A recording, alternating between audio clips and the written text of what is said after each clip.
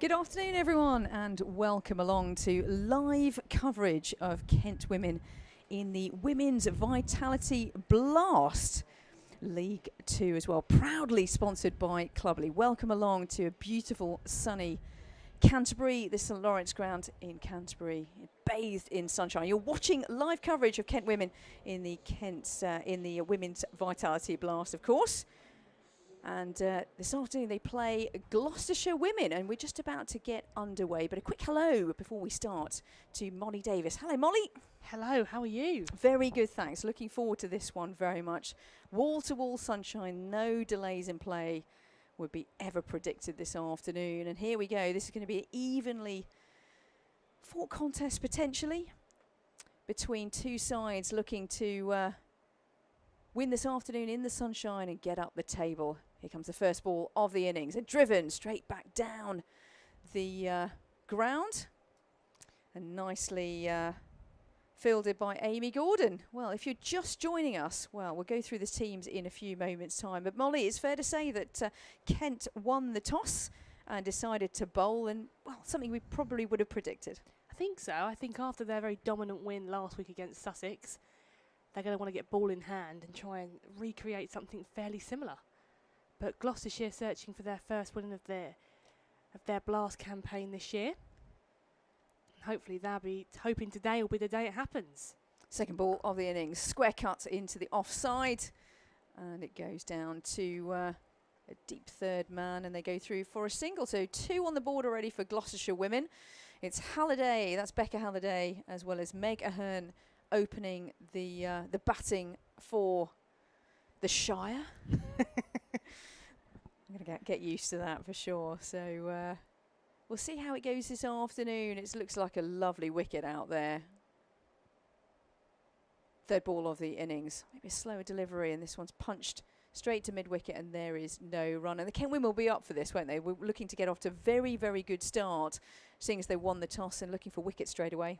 Yeah, I think Sydney Gorham has been a key part of that bowling attack for Kent this year, and looking to continue that form in from last week's game.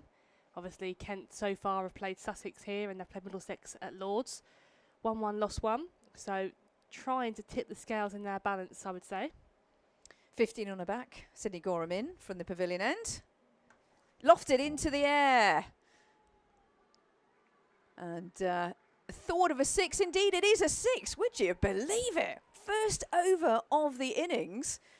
The umpire needed to think about that. It was punched into the onside, into the cow corner area, but certainly a very calculated stroke by Halliday.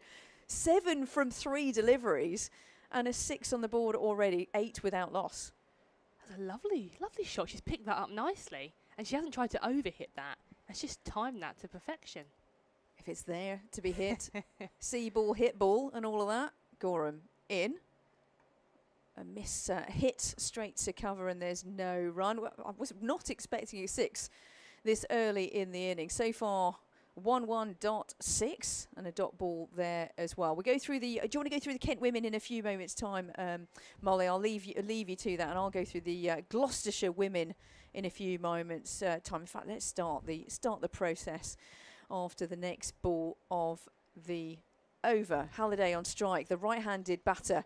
Very upright position, and then pushed into the onside, and this is going to be yet another boundary. They don't bother to run that one, and Halliday didn't middle that, it's fair to say.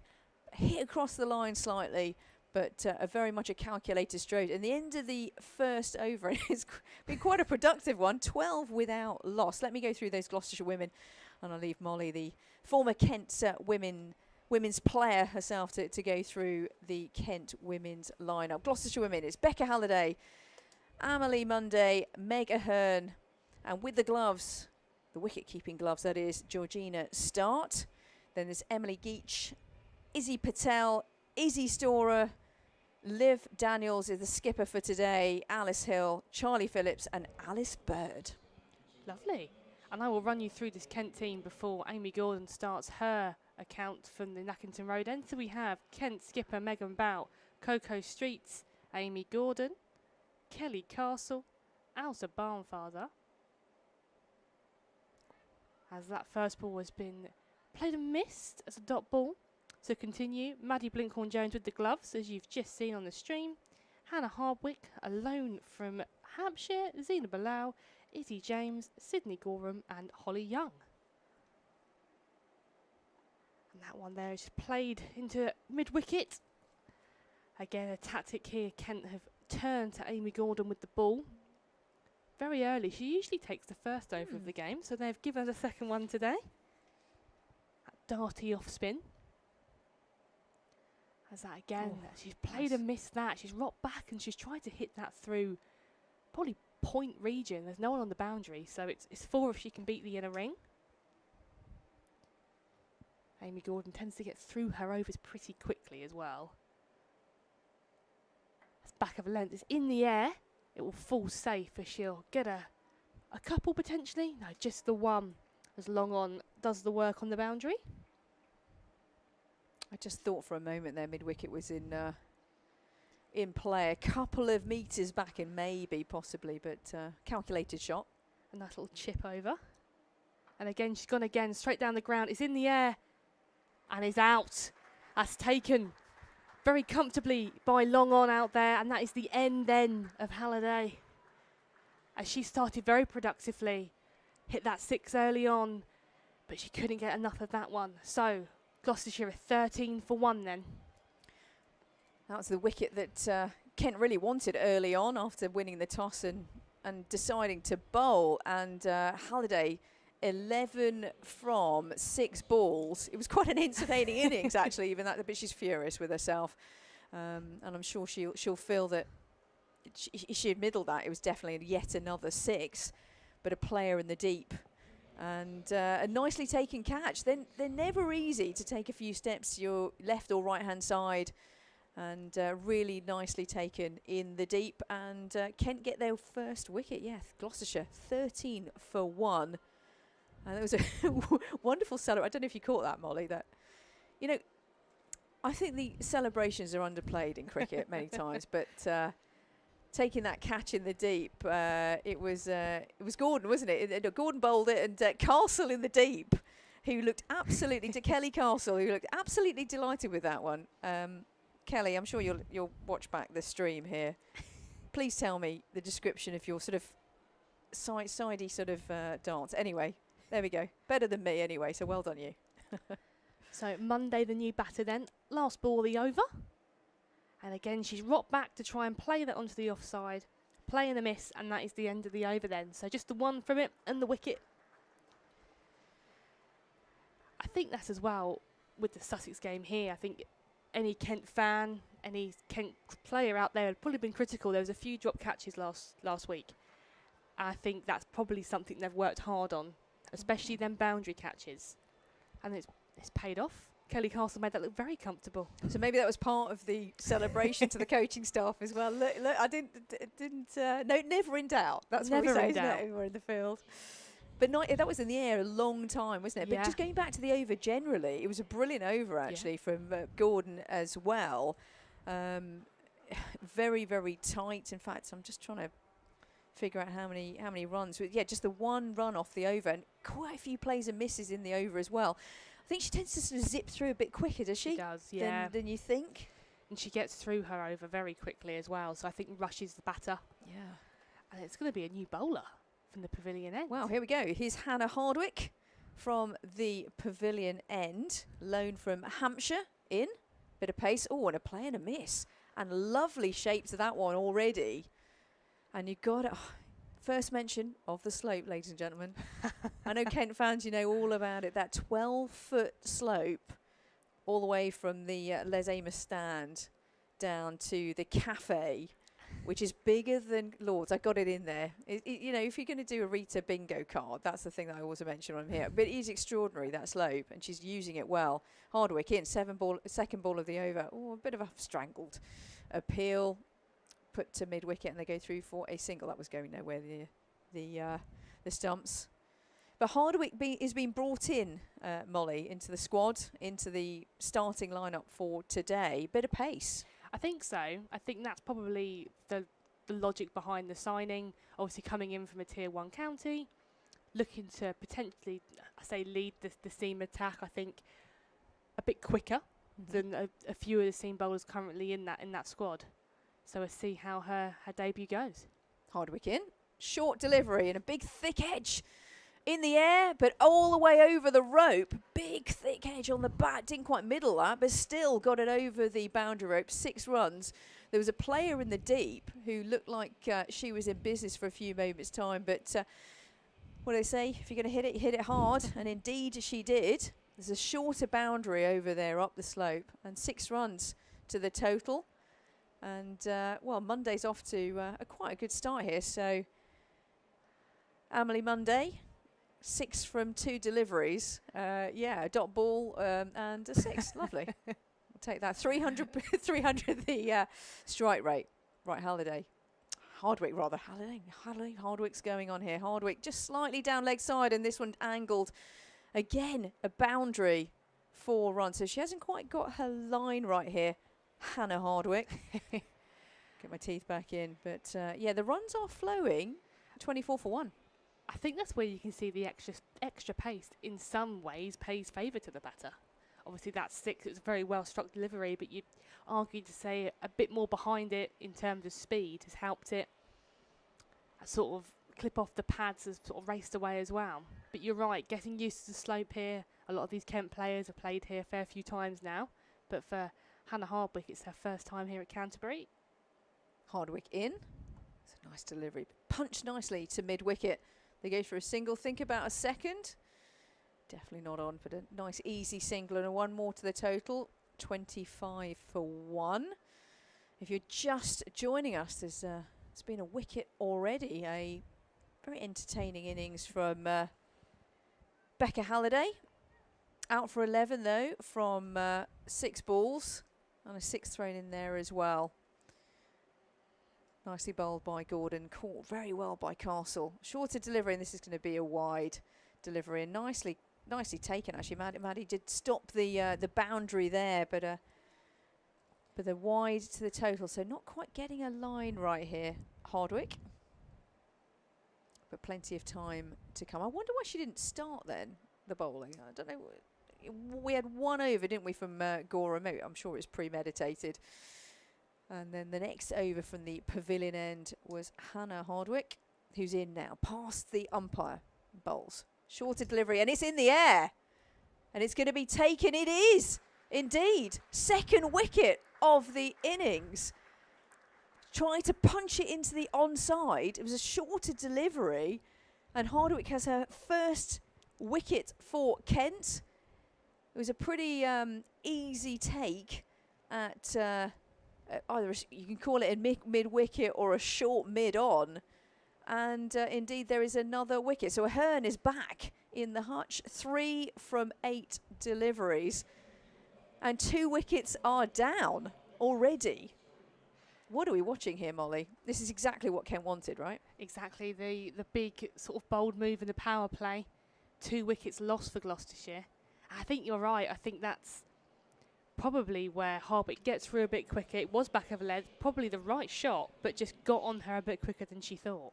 Yeah, good point. That extra pace just meant that the ball got big on her pretty quickly. Yeah. Well put. And Hardwick hasn't got a line right so far in this in over at all. But hey, she got it right there. Got it into a midriff pretty quickly. And another wicket falls. Yeah, runs don't seem to be the problem here for Gloucestershire. 26 off of 3, but wickets, the column now probably not liking the look of. And they're going to continue with Amy Gordon then from the Nackington Road end. And then, yeah, sorry. Yeah, no. Driven to cover for no run, but the new batter is it Geach? I think it is. Yeah. Indeed it is. Yeah, sorry, it's taking over your over. That's terrible. Yeah, Geach is in. Full of excitement, that's why. It's all happening. As that one there, Geach has moved Monday, so he's moved across her stumps to try and hit that over leg, but she's got all in a tangle. Another dot ball here. That's what Kent do quite well in the power play with their spinners. They dot up quite quickly and convincingly. And again, moving her feet into out, and it will be 4 runs there for Monday over the inner ring. Nice attacking strides there by the loanee. A season-long loan as well, I think. Monday, looking like the rest of her cricket on loan this summer at Gloucestershire. Yeah, quality batter. Saw some quality there. Up and over and 4 runs. As again, she swept that on the full. It will go fine. It might run away for 4. And it does. Back-to-back boundaries then. And she's worked that beautifully. She's gone outside the line, almost paddled that down to sort of where the 45 would be. Gordon probably overpitched that as well, giving her the space to move and free her arms. And as we've already mentioned, runs seem to be flowing here for the visitors. Yeah, that is not a problem. 34 from not even 4 overs. Yeah. It's a good start in terms of runs. And Dartia, so she does the same again. A quick single, and she'll make it through as Sydney Gorham at square leg has a shy at the stumps. Yeah, Monday's coming so far across to the offside. Just watching some of the replays here. Like probably 5th or 6th stump, Yeah. if not more, and really targeting the onside. Quite rightly with the slope, but there's plenty of room out there, so not necessarily the shorter boundary, but there's definitely some thought process here from the very experienced Amelie Monday. It's a left-handed Geach then. This could be interesting to see how Kent respond. Gordon in and bowls, and she's pushed down the ground. Comfortable single. She would have had her pads on. It's a 20 over game, but sometimes you do wonder when the wickets tumble pretty quickly, then there's sometimes a little bit of scurrying around to get the pads on, isn't there? It's all happening. So at the end of that then, Gloucestershire are 36 for 2. 10 off the last over. So a good one for Gloucestershire. Fond memories for them being down here in Canterbury. They won their fixture, the return fixture here last year, one apiece. Both teams won away. Kent won away at Bristol and Gloucestershire won away in Canterbury. Even Stevens. It is. We'll win at your place, and guess what? We'll win at yours as well. Yeah, there's a little bit of bite in it, isn't there, when if you're winning at our place. And we want to get our own back, but yeah, if you're just joining us on the official live stream that's proudly sponsored by Cluberly, welcome along. Lovely, lovely warm day here. 23 degrees, just a slight easterly breeze. It is a perfect cricketing weather. Right, fresh, new over in, and tried to be driven there. Maybe there's a little bit of turn, but from the pavilion end. But Holly Young. Yeah, I was just trying to go with Holly Young. Of course, it's Holly. He's going round the wicket to the left-handed batter. Here she is. So the second ball is driven to the mid-off, but they go through for a single. Interesting. Really took on the fielder there, but nicely taken. But yeah, here's Holly Young. There's plenty of bowlers, bowling variation as well for the Kent women as well. Right, Holly Young's going to go over the wicket now to the right-handed Monday, and I think this is the key wicket. Kent will know this full well. Down the leg side and swept. There's a chase round the boundary rope. Is she going to save the 4? No, indeed it does go over the boundary rope, just up the slope. Didn't quite get a line perfect there, but really nice sweep shot there from Monday, and 4 more to the total. She's going on swimmingly. 24 from 10 deliveries, 41 for 2 Gloucestershire. And you think we're still in the power play. She's running away with things here. I think she'll know as well that she's got to play the role today. So if there's a ball to be hit, why not hit it? Here's Young, continues from the pavilion end.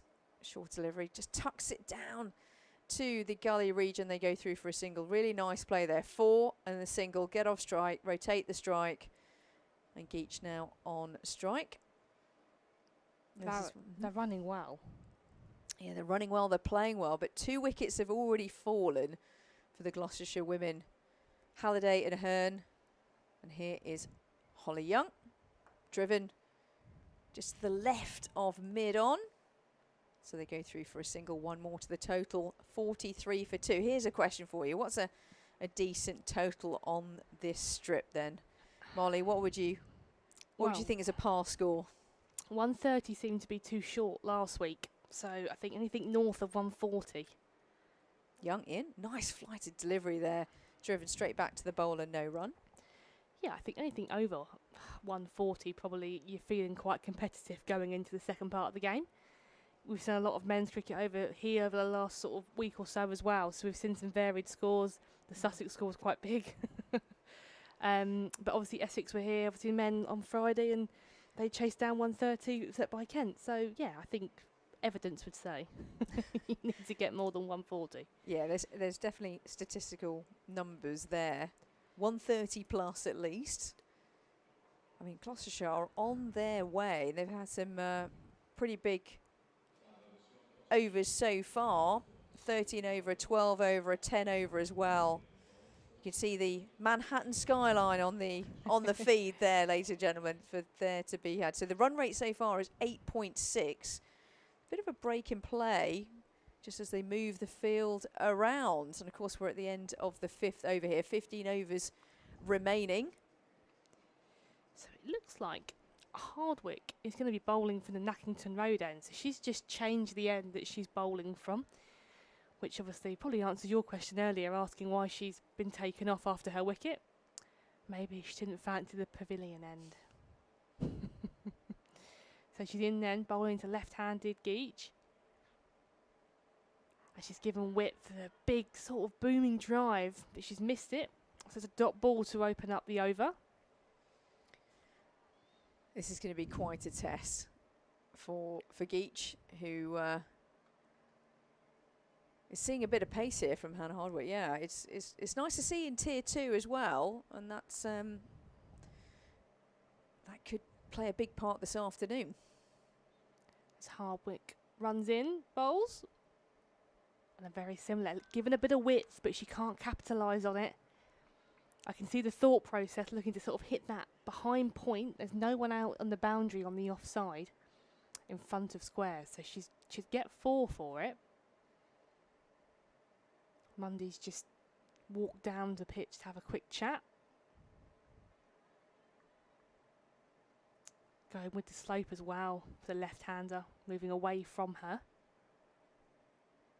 In and bowls then. And again, offered width, tried to guide it, but can't make a connection. So this is a good over for Kent. 3 dot balls from it so far. A mini bit of pressure building. I'm building up the drama here, ladies and gentlemen. Maybe not, but 3 dot balls in a 20 over game just starting to build up. But Hannah Hardwick, she's got a mission here. Wide Yorkers essentially, and she's doing the business. She's bowls. And a thick outside edge, and it's dropped by the keeper. So they get through for a single in the end. Back of a length, she's tried to pull that over to mid-wicket. It's taken almost a bit of a top edge, but it's flown through. And Blinkhorn-Jones can't quite hold on to that one. Yeah, and from our commentary position, we saw there was a nick there, and you could see from the bowler's reaction, wasn't meant to be.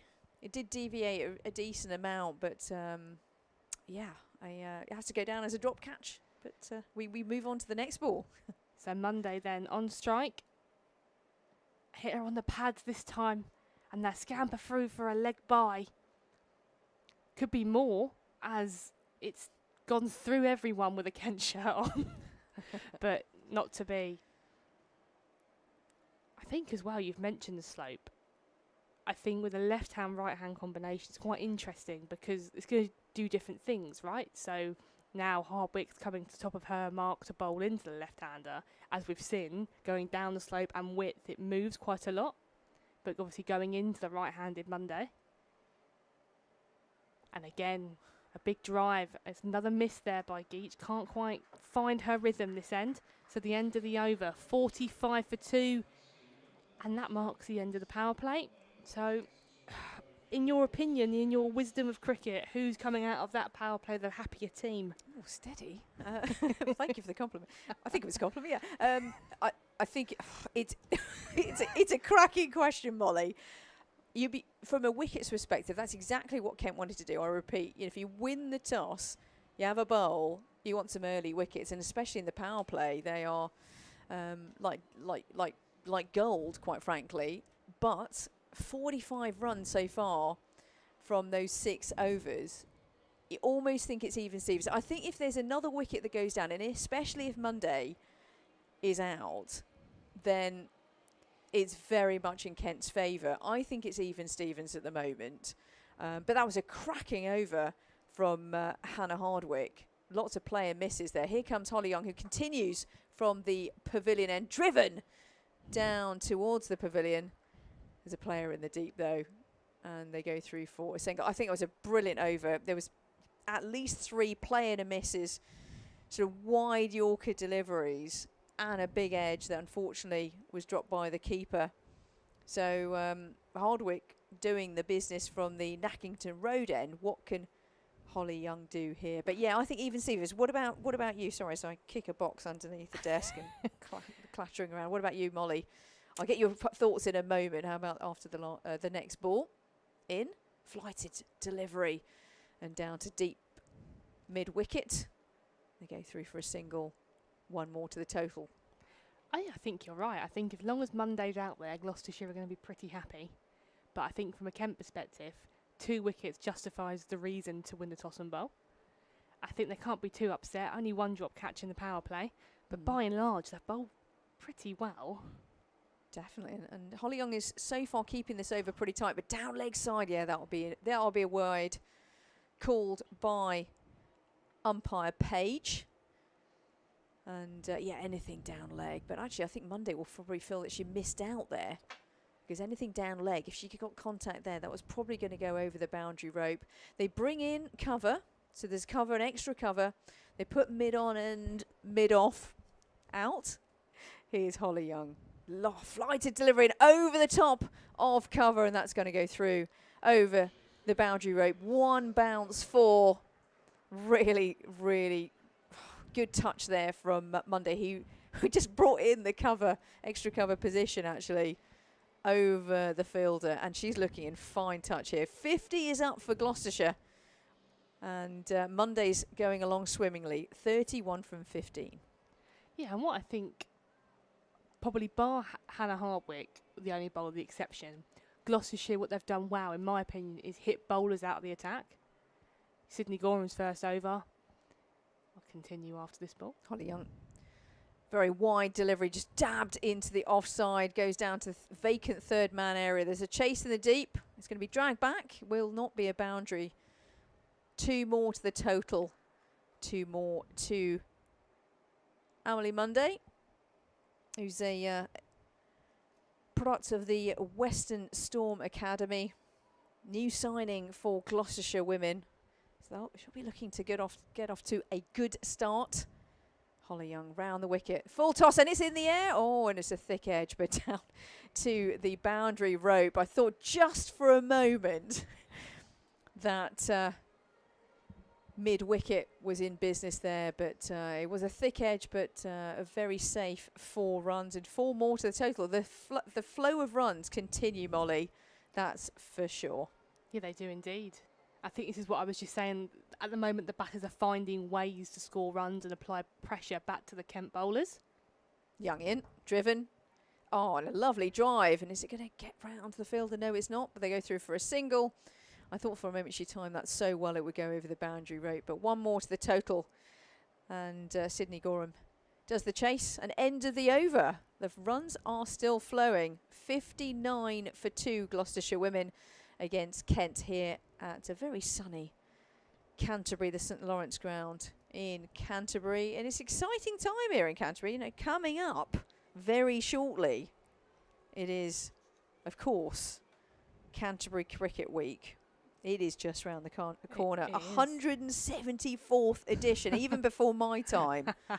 The oldest surviving cricket festival in the world. I mean, it's incredible, isn't it? I mean, I joke around about it going on so long. My goodness me, 174 years is an incredible achievement, and still loved in the region. Indeed, and there's just so much cricket, and it's something that a lot of all of the Kent fans, members really enjoy, and it always gets a good turnout.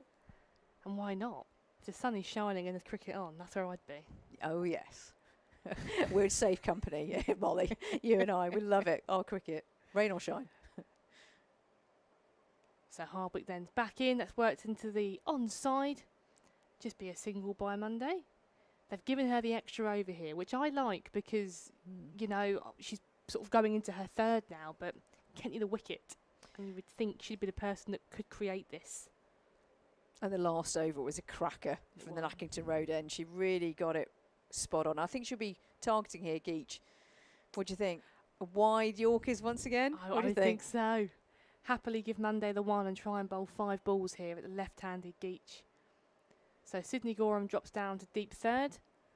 As we're at the power play now, we can have more than 2 fielders outside of the inner ring. So deep cover out, deep square leg, Hardwick bowls. Again, that's hit up to mid off, but no run. Bit back of a length again. Yeah, it was not quite the line, but it came into her quite quickly, didn't it, as well? So maybe there's a bit of deviation as well that Hardwick's getting with the ball and off the pitch. Complete nightmare for the batter, but Geach is doing a good job here of just holding her ground. Hardwick bowls. Again, uppage over the inner ring. It probably won't go for 4 as Gordon gives chase, and it will be a couple in the end. Geach has thrown her hands at that, thinking... it gets to a point, doesn't it, where she's bowling that well, you've got to just throw your hands and try and beat the inner ring, and she did. But yeah, well played in the end, actually. It was. I see Hardwick and Kent here are gonna want a wicket in this passage of play. Try and break this partnership that's building very nicely between the 2 Gloucestershire batters. We're halfway through the over then. Again, and lovely drive into the offside, but Megan Bout collects that. Just looking ahead to the cricket in the Canterbury Cricket Festival that's going on, Cricket Week. You've got Middlesex here, men are here for the Championship cricket. It's a crossover T20 match against Nottingham Notts Outlaws. It's women's cricket as well as they take on the Northamptonshire Steelbacks. So action-packed cricket.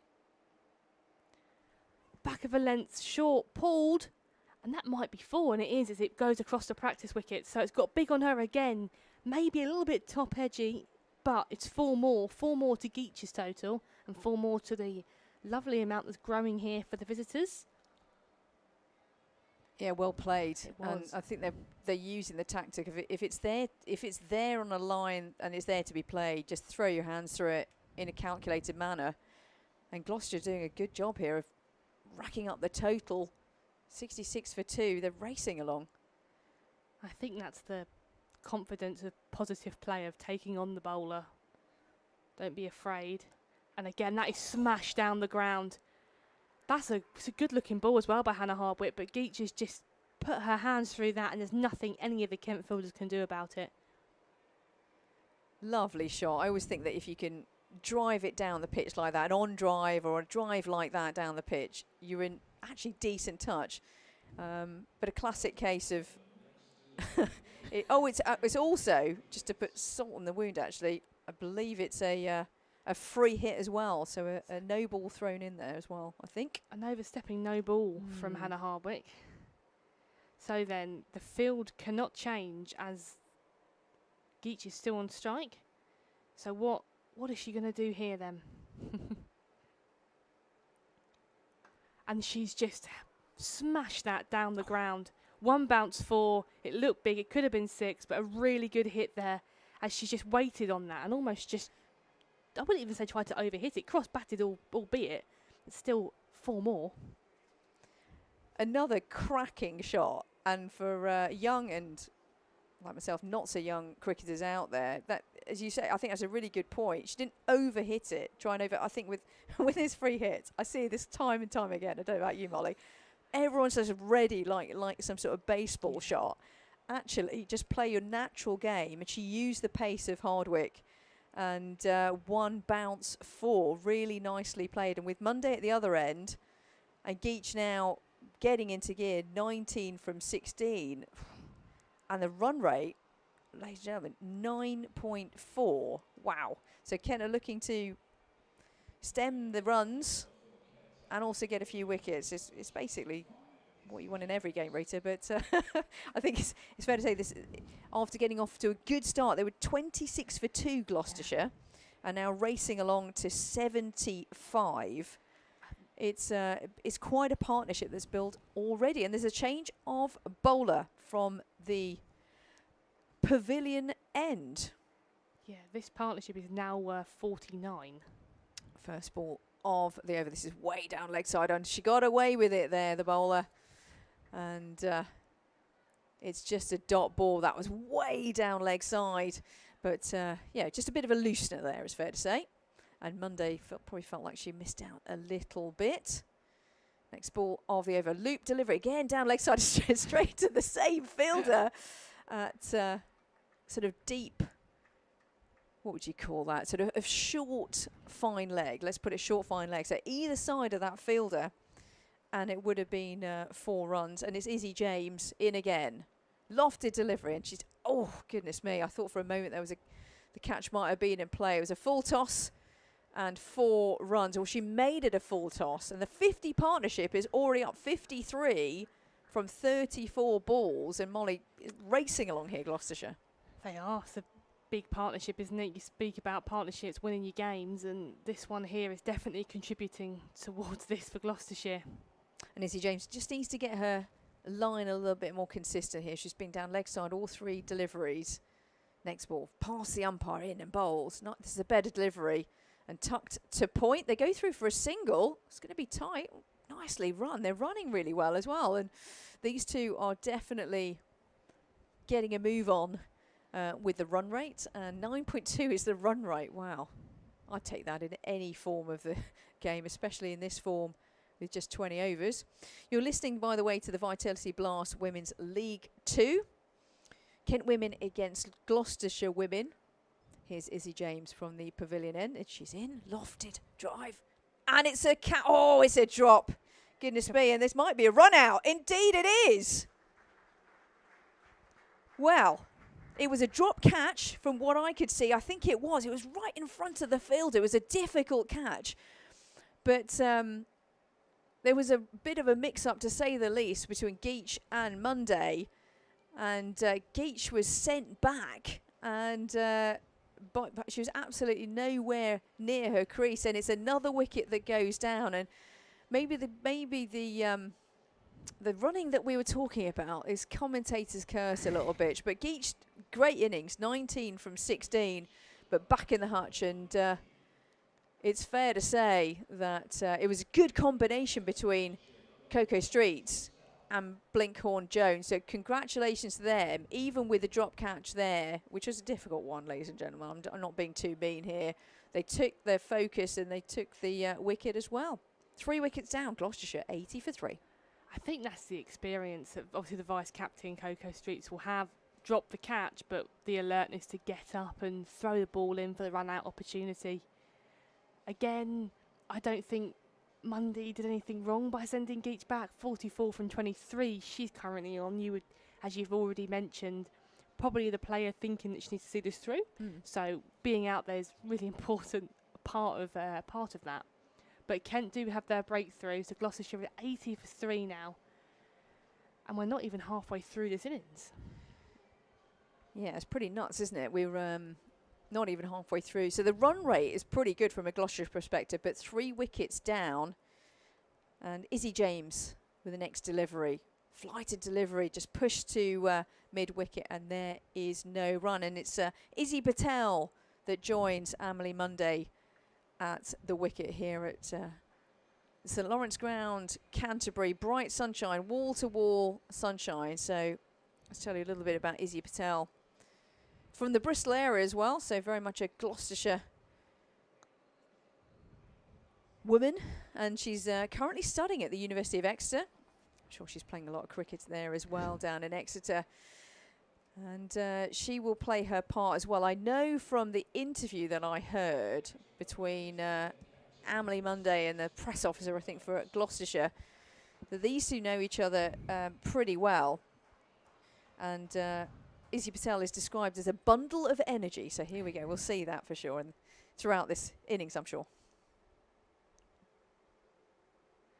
So Bout into the attack then. That's hit the pads of Monday, but no interest from any of the Kent players.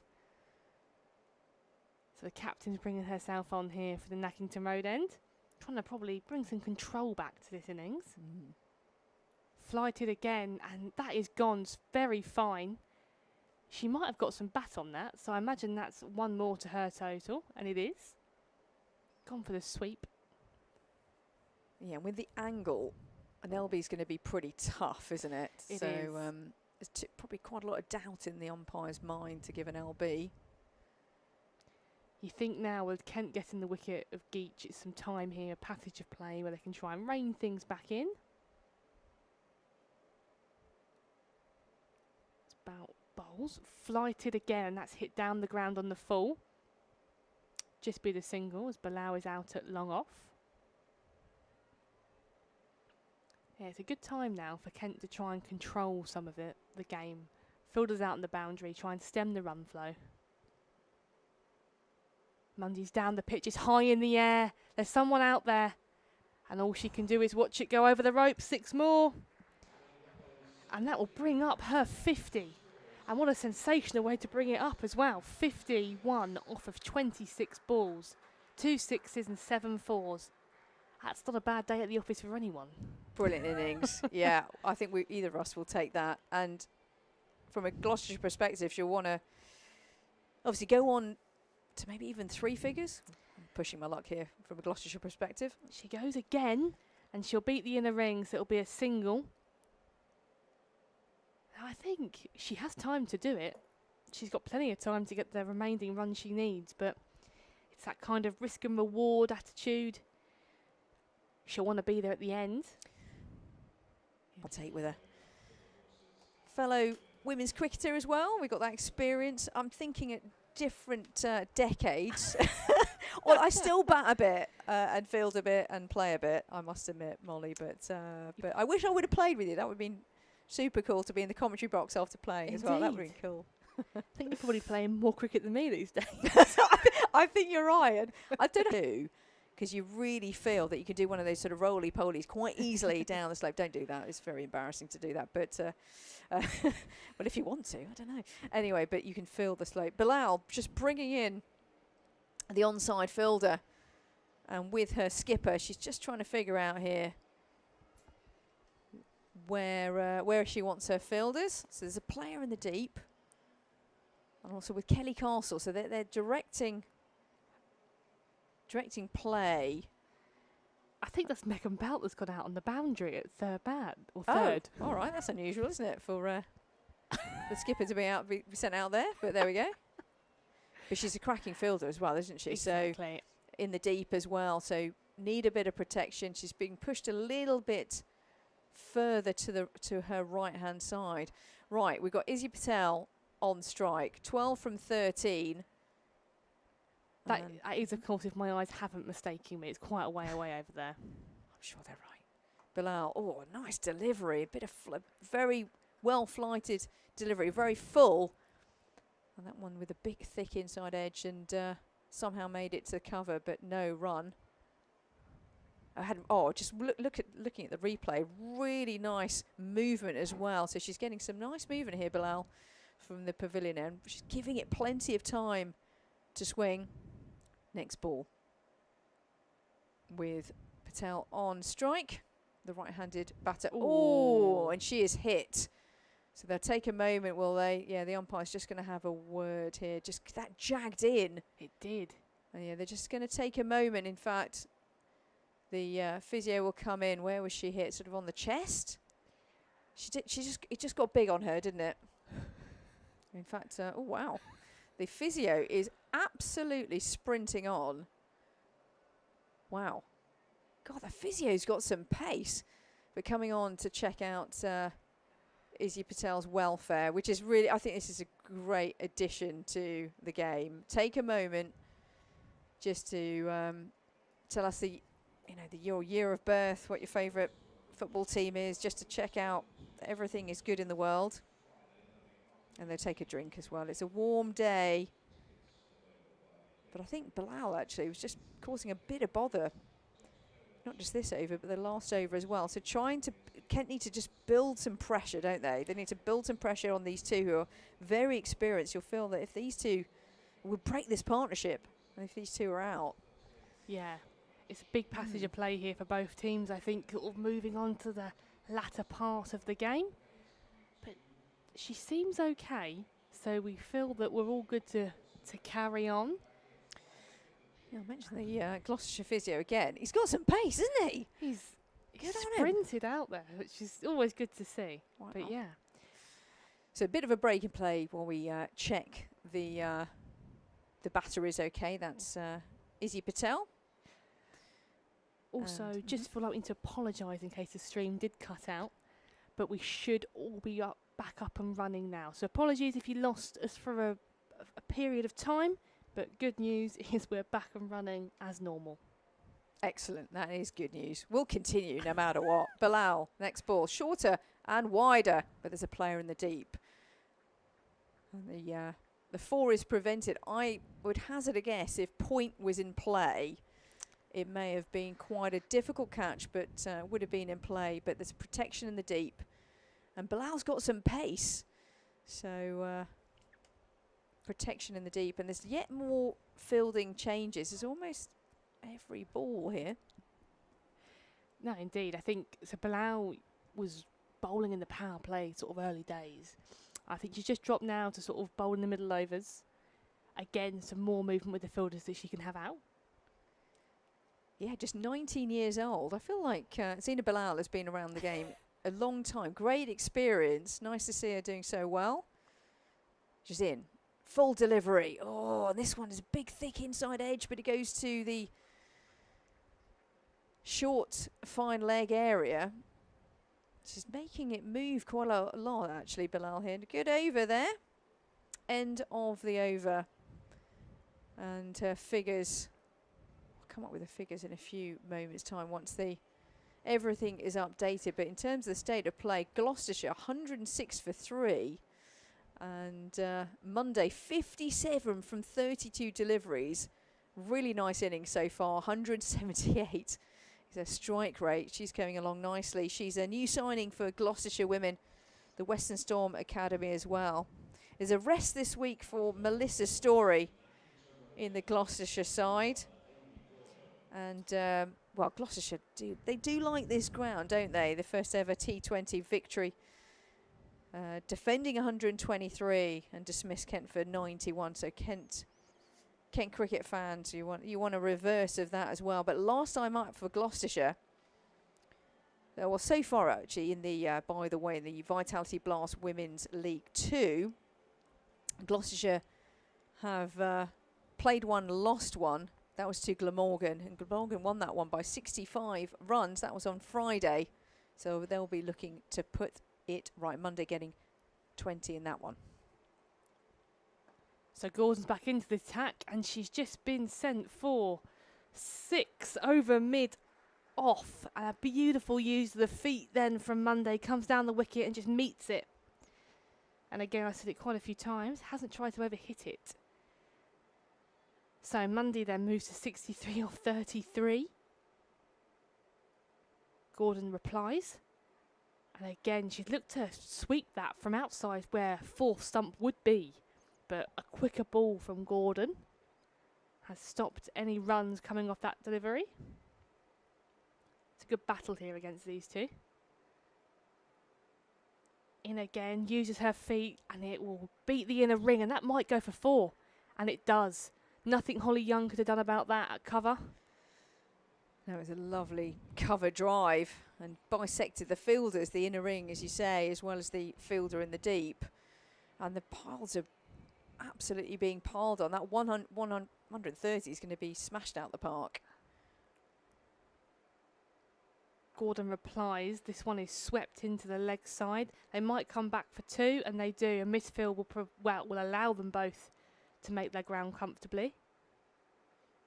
Looks like a good wicket, probably for both sides. So also the Kent batters will be licking their lips. You know, you always feel like that, don't you, when you're in the field and you see quite a few runs being put on by the opposition. Yeah. Like, oh, can I put my pads on, please?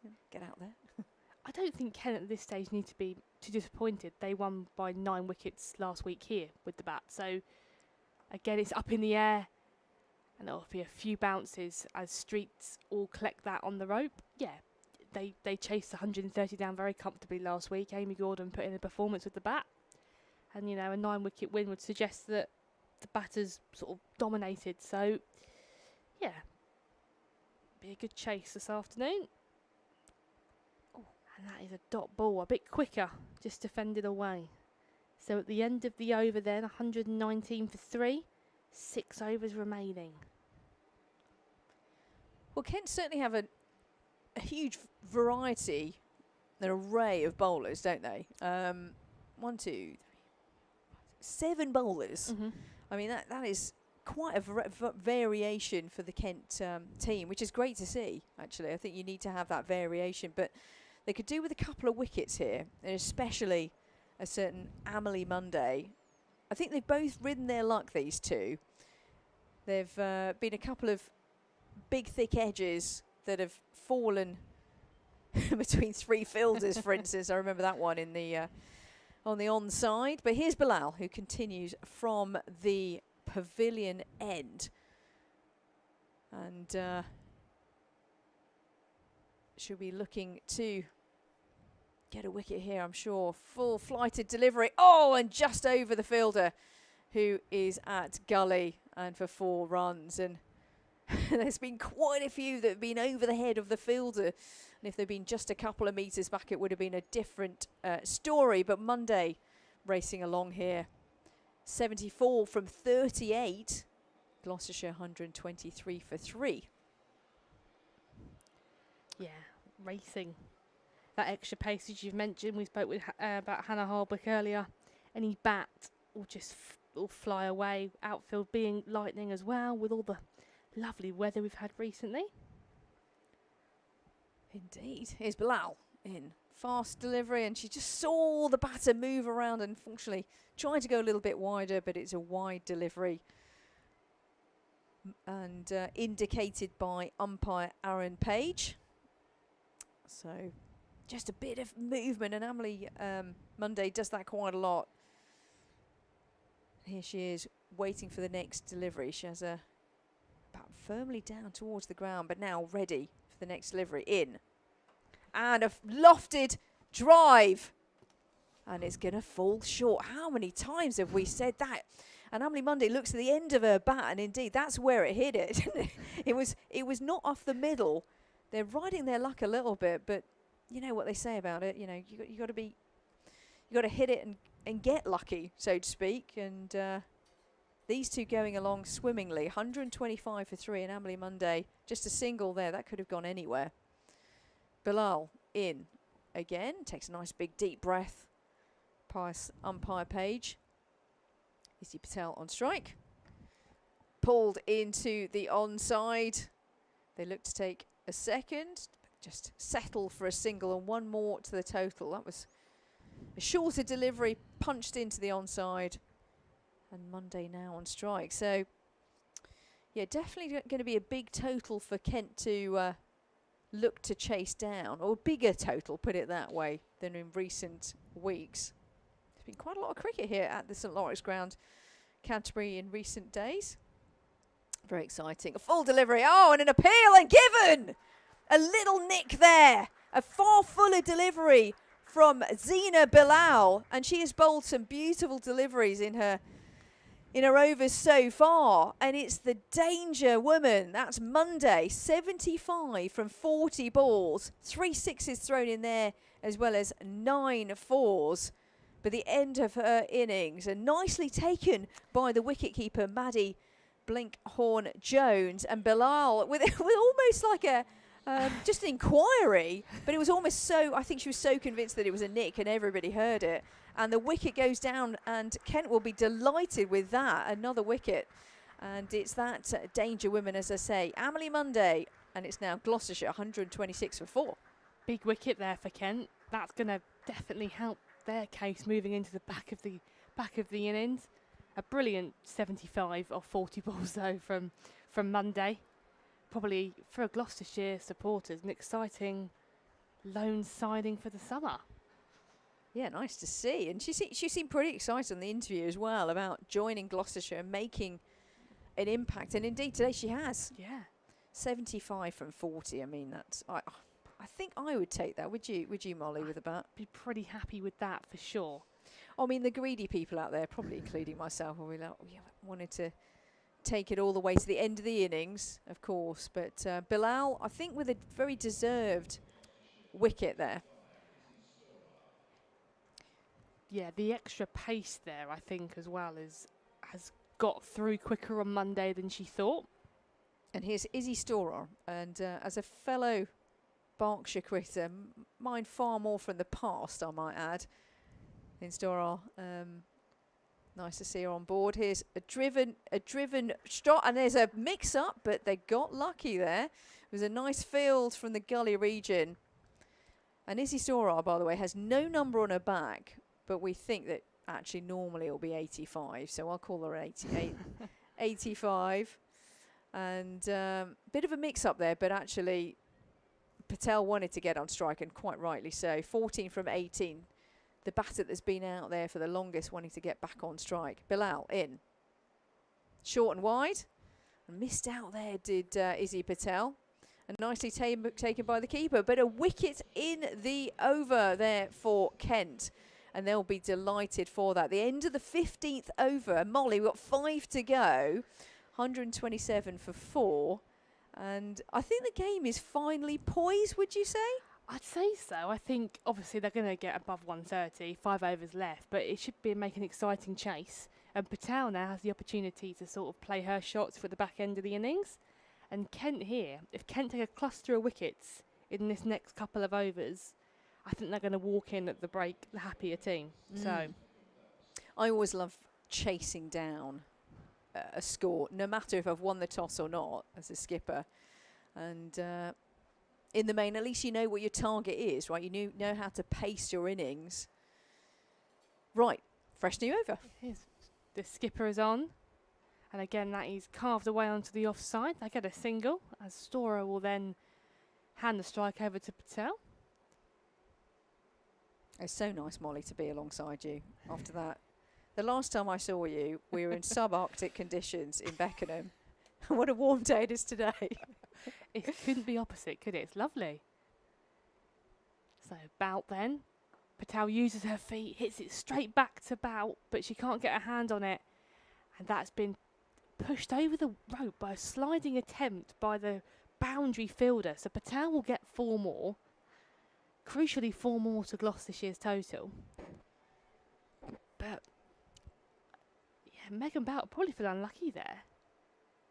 As she replies, again a full toss hits straight down the ground to Bilal. It will just be the 1 this time. I think probably also to mention, Kent have a lot of firepower, if you like, in their batting lineup. They sure do. They bat very long way down, don't they? They do, and you've seen the excellence of Coco Streets over the 50 over format. Again, uses her feet this time, down the ground again. Rotating the strike comfortably here by the 2 batters. And obviously Amy Gordon's contribution of last week of a handy 70. I think it's 75 in the end. And Elsa Barnfather, just to mention a few. Uses her feet again. It's high up in the air. There's a fielder out there. And they can't do anything. At 6 more. A beautiful shot then from Patel. Picked up outside of off stump. And that is, I would say, very, very big strike over mid-wicket. What a shot there from Izzy Patel. Take a bow. One of the longest boundaries today. And that sailed over the fielder as well in the deep. Brilliant strike. And I'm sure that she'll want more of those. So 13 from the over so far. 1 more from it. And they're going to get a quick single. I say a quick one. The misfield has allowed 2 in the end. So Patel adds 2 more to her total. Gloucestershire moved to 142 for 4 off of 16. 4 overs left here then. Could be a big one. Yeah, this is not the over that Megan Belt would have wanted. Would have 1-4-1-1-6 and then a misfield single as well. So not the over that Kent wanted as well. So we're into the last 4 overs of the innings. Izzy Storer with 3 from 3 and Patel 27 from 23. So these two will be looking to be there at the end, you'd think. 8.9 is the run rate. The run rate was astronomical at the early start of the innings. I'm just looking at the worm. And then it sort of tailed down a little bit, but it's been pretty consistent around the 9 mark for most of the innings. All right, who's going to take the next over? Bilal is fielding at mid off, so it's not going. So yeah, so Sydney Gorham then. Yeah, Sydney Gorham's going to continue. It's going to pick up from the pavilion end. Usually closes out the innings with the ball. Has a lot of variation, slower balls, cutters, back of the hand. Yeah, I love the variation in the modern game. So this could be quite interesting here. If she bowls how she did last week against Sussex. Round the wicket. Flighted delivery there. Maybe a slower delivery and punch to cover. Deep cover. And there's one more to the total. Round the wicket to the right-handed batter. Is that something that she does often, or is this a little bit of, again, variation in her play? I think trying something a bit different. I'm surprised she's going to go around the wicket to Patel. You think she's just hit Megan Bout for 6 over mid-wicket. Yeah. Coming round you going into the arc? Is this me being hypercritical? Is this me going into coach mode? Gorham in, and this one's punched in the air and taken in the deep. And the fielder did very well there to take the catch.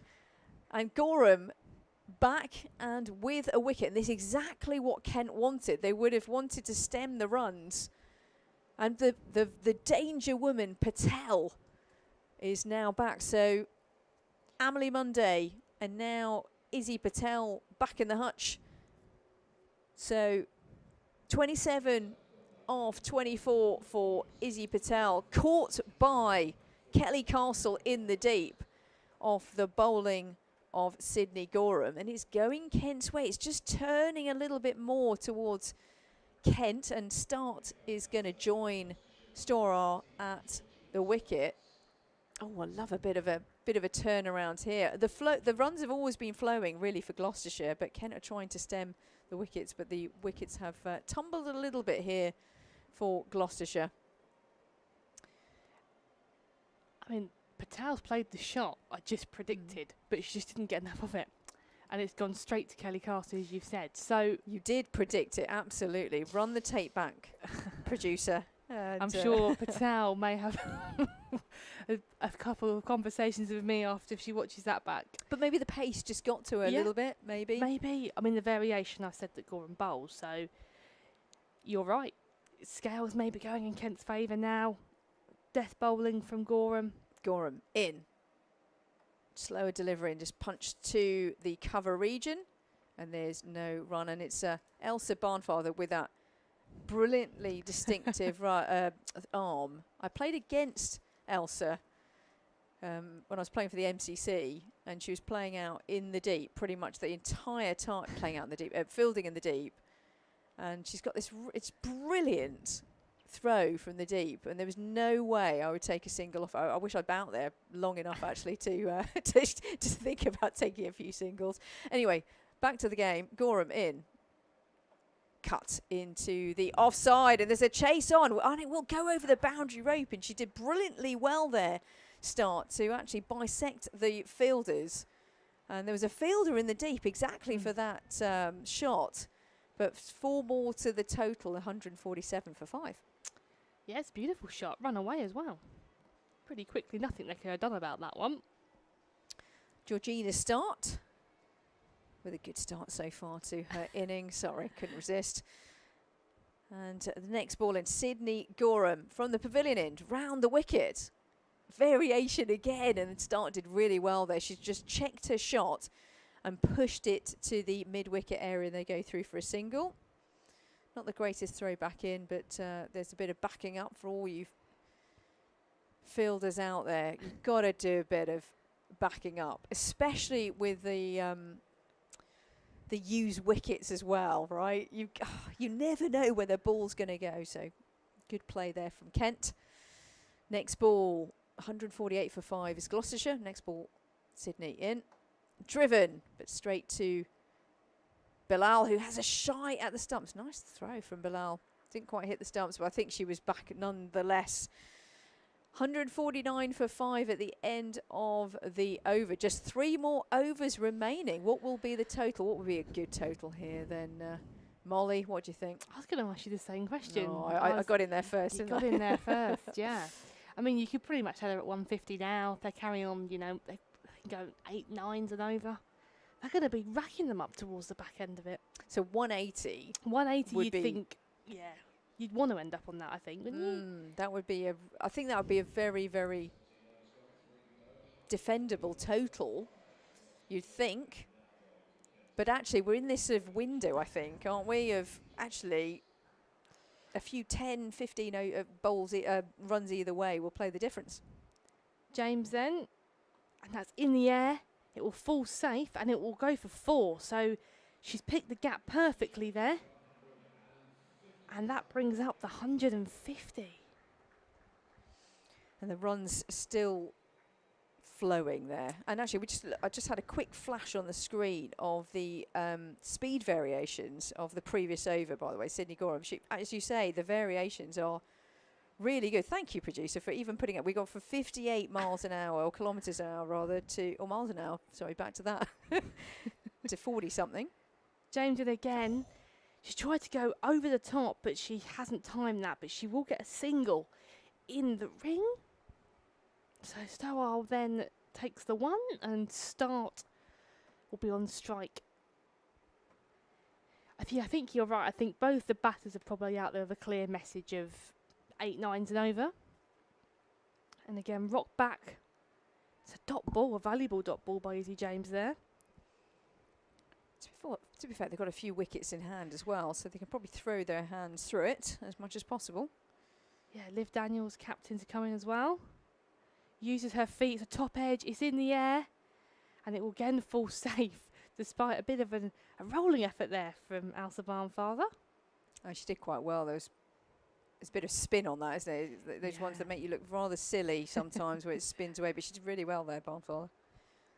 So Stowell then is on strike to Izzy James, as she is in and bowls. And again, they're going to take a single off of the wide. She's moved across her stumps, as we've seen so much today by Monday. Tried to sweep James. James sort of pushed it too far. And she's been wided for it. But good running by these two. I think there's going to be a bit of dropping and running, isn't there? If they're not hitting the big 4s. So again, gone for the sweep. She's connected this time. There's no fielder out there. It will race away for 4. She's picked that up beautifully. Got down nice and low. Through the hands at it. Yeah, really nice shot. Got down into position really early. And this is turning into quite an expensive over. Is it fair to say, not being critical, you can probably see a little bit of the energy just dip out there from a Kent perspective. You can see it's getting to him a little bit now. But it's a great batting wicket. So both teams have to bat.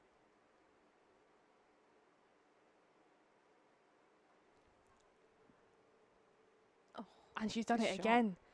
Sweep shot, down the one knee, nice and early, back-to-back 4s here then. Flighted. Yeah, Lovely shot. Yeah, Hannah Hardwick was in the deep. Yeah. And it was just to the left of her. It's a sign of a batter in touch that takes on the fielder and positions it beautifully well. It might be. I'm assuming actually I haven't seen a lot of Georgina start, but I'm assuming from the way she's played the sweep shot, she can play that rather well. And good on her, getting your body position right, sweep position, 4 runs and down the slope as well. But you're right, 2 overs to go. Got to keep the energy up, but 2 overs to go. Right, the penultimate over. Here we are. Bit of variation once again, you think, and in the air and down the pitch, and they take a single, and it's definitely going to be an exciting end to the innings. would you be now looking at 180? Definitely. I think with these two in, for sure. Next ball in, bit of variation down the leg side. Is this going to be called a wide? No, got a bit of contact on it, so it can't be a wide. They didn't even get a single. So a dot ball, a valuable dot ball, as I think 180 is very doable as well. But 165 for 5 is the scoreline. Start, who's on strike here, 14 from 8. And Storar 11 from 8. So these two very much in. Next ball. Here's Sydney in. And a nice hit into the onside. I say no, I had to check my own words there. But good contact on it once again. And this is where Georgina Stark clearly, she's got a brilliant way of getting into position really early, hitting it into the onside. And there was a player in the deep. That's why I sort of checked my sentence, because I said brilliant, and then there was a player in the deep, and it went over her head. 4 more to the total. So these are valuable runs. 172 for 5, and actually now, dare I say it, 190 might be the target. But we shall see. Gorham in. And again, the same position. And over the head of the fielder. And 6 more to the total. Wow, Georgina Start, the wicketkeeper, is having an absolute blinder here with the bat. 26 from 10. I want to make sure my facts are correct. I think the highest Vitality Blast Tier 2 women's score is 187. And that was set last year. So they could put a record on today. Wow. That'd be quite a total to chase down. So far, 1 dot ball, 6-6. Elsa Barnfather's being pushed out into the deep. And Start is on strike. She's having a look around. She's eyeing up that leg side. It's the shorter boundary. But she's absolutely nailed the last 2 deliveries. And Sydney Gorham has got plenty of experience. Is thinking, right, where do I bowl it now? And actually, here's a bit of mind games maybe as well. Square leg has been brought in from the boundary rope. Right, what's the next delivery going to be? And she's eyeing up the same time. And it's past the fielder and over the boundary rope. So the fielder came in and it went past her. And yeah, there's a little bit of a steward's inquiry between the two of them of should we have done that? But yeah, you live and die by the fielding positions, but Start's got a premeditated view here. But yeah, looks like that record might be up for grabs. 182 for 5, Gloucestershire. This one's punched into the onside, trying to go to exactly the same position to start. They take a single, they take the second, and the appeal goes in. But actually, really good running there from Izzy Storar with her Berkshire roots. I'm from Berkshire as well, don't worry later on. That's why I keep banging on it. But I did grow up in Kent, though, it's fair to say. Anyway, end of the over. Enough about me. 145 for 5. What do you think? Do you think that might be a record? Well, I've had a little look. So, originally, it 187. However, I've seen that Middlesex have set a score of 201 against Gloucestershire last year. However, the second highest score is 187, so they could still beat it, or they could probably sit in second position. But must say, some big totals in T20 cricket that's been growing over the last couple of years in the new system and the new format. Drama here on the Kent Women's live stream, proudly sponsored by Cluberly. We're into the last over. Molly, very exciting. Last over then. So Hannah Harbutt will be bowling it. 184 for 5 then here. Probably to mention the fixture against these two teams, 182 was set by Kent. So big scoring fixtures usually. Short ball, again, helped on its way down the leg side, but it will just be the 1 as Izzy James returns it, but it does give the strike back to Start. I should be eyeing up the pace here of Hardwick into the onside. There's 2 players right on the boundary rope. What do you think? She's going to try and get it down to that that area near the retirement flats, which I've been eyeing up for years. I'm nowhere near retirement, but I'm still eyeing them up. I think she's going to try and go straight here. And that'll be a wide down leg side though, as it's gone with the slope. Each of the squads. But I think Kent, I don't know, Kent will probably feel they can chase this down. You'll think if Gloucestershire have put this on, then I'm sure Kent will feel they can do it too. Yeah, I think so. Everyone in this team will know how the pitch plays. It probably leans, you know, days like today, slightly towards the batter's favour. Quick outfield, good wicket. But I'm sure Gloucestershire will then go in with the confidence of the runs they have behind them. So it should be a good chase. But the question is, what will they be chasing? So last ball of the innings then. Bird is on strike. Hardwick at the top of her mark.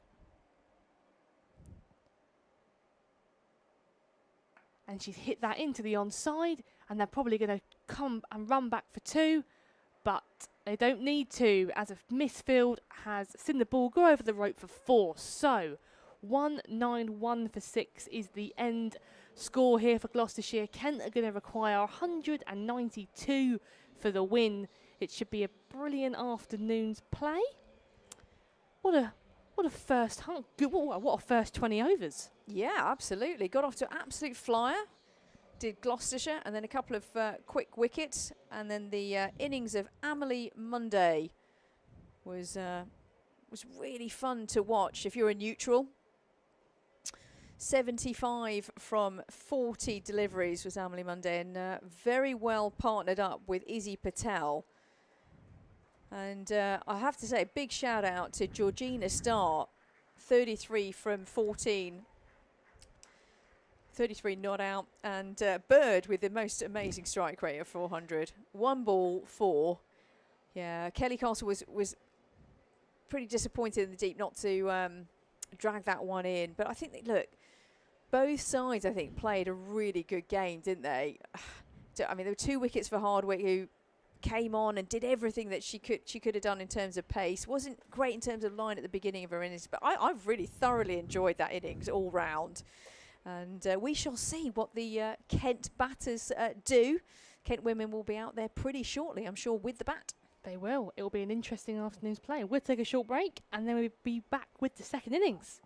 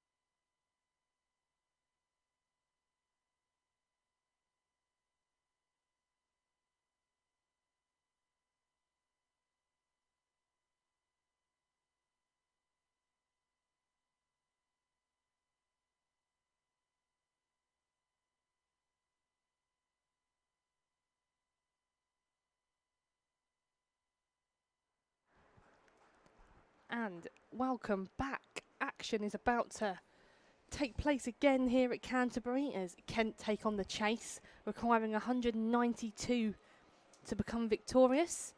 Gloucestershire are probably feeling quite confident walking out after the break. Yeah, big total they put on, but also they know full well they've got to have to get to a good start against Kent, who've got some. They bat a long way down to the Kent women, don't they?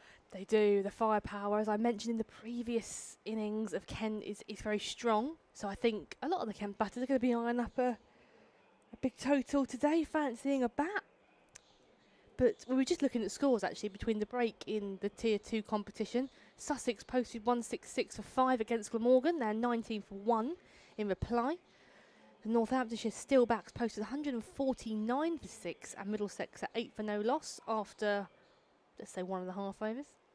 And Worcestershire Rapids posted 109 for 9 and Derbyshire in response at 6 for 2. So there's a generalised what's going up and down the country. And for you Kent fans out there, you'll be knowing the Kent men are in action later today at the Oval against Surrey. But for now, the action is here. And we're about to get underway then with Bird. And she's in and bowls. And a play and a miss by Streets. Yeah, exactly. Good luck from a Kent perspective to the Kent men later on today at the Oval. Should be an absolute cracker in the Vitality Blast. Wasn't quite meant to be for the Kent men the other day here. They'll be looking to put that right against Surrey. Then it's given, hit straight to point by Streets. Yeah, all T20 cricket going on at the moment, as you've just mentioned. Men recently, they're playing obviously today as well. Both Kent teams looking to get a win. Again, Streets looking to open up the account then. As Bird is back in. And the back of a length this time, but not quite got hold of it. Could be a run out. Close in the end, a shy at the stumps there. But I think Gordon made her ground at the non-striker's end. 3-dot ball so already. It is. Right, overdoing the pressure. But coming into this innings, the required run rate of 9.6. So it's going to be quite a chase for the Kent women. So Bird. Again, beautifully played off the back foot. Just guided that behind point and it will be 4. So Streets opens up then 4 to her name and the Kent account has opened for the afternoon. I love that shot. That's one of my favourites. It's a very satisfying stroke. Short and wide, and she just rocked onto it, didn't she? Yeah. Didn't have to do too much, and it just shows that she's in good touch at the moment. Lovely touch. 4 runs. Yeah, very gracefully played off the back foot as well. Indeed. Opened up the face. So then, 2 balls left of the over. Bird looking for a reply.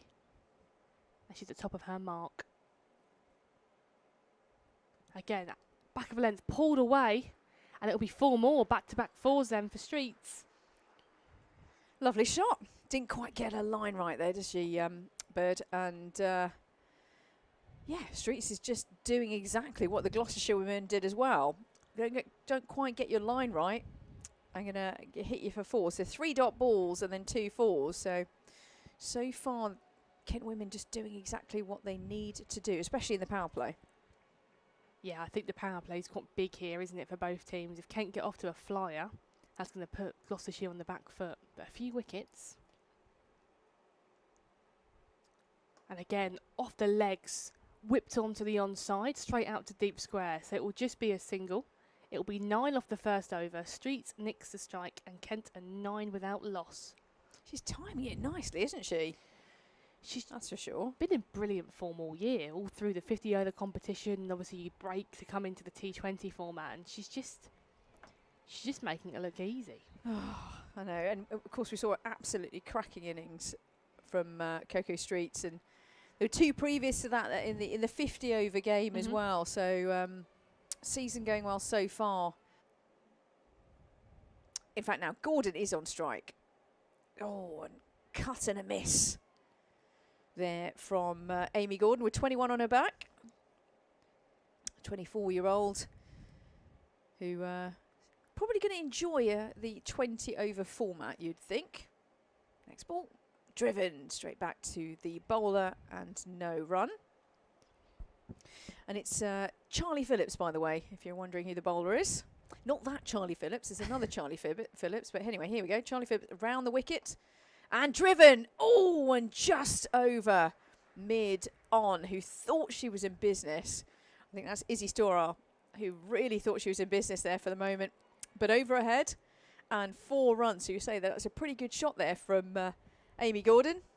Yeah, again, just took it on. Very similar to what we spoke about earlier with the Gloucestershire batters doing. So, strong start. Phillips from the Nackington Road end. Oh, tucked her up there. And there's no run. It just goes out to the point region.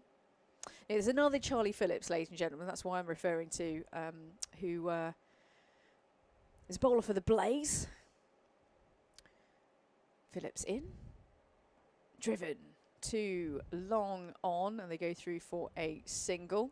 1 more to the total. 15 without loss. I say that because I actually know the Phillips family reasonably well. I know Charlie's twin sister Ella, who plays for the Steelbacks, and I play with her other sister as well, Grace, in my own team, my own club team. So a bit of a connection. There we go.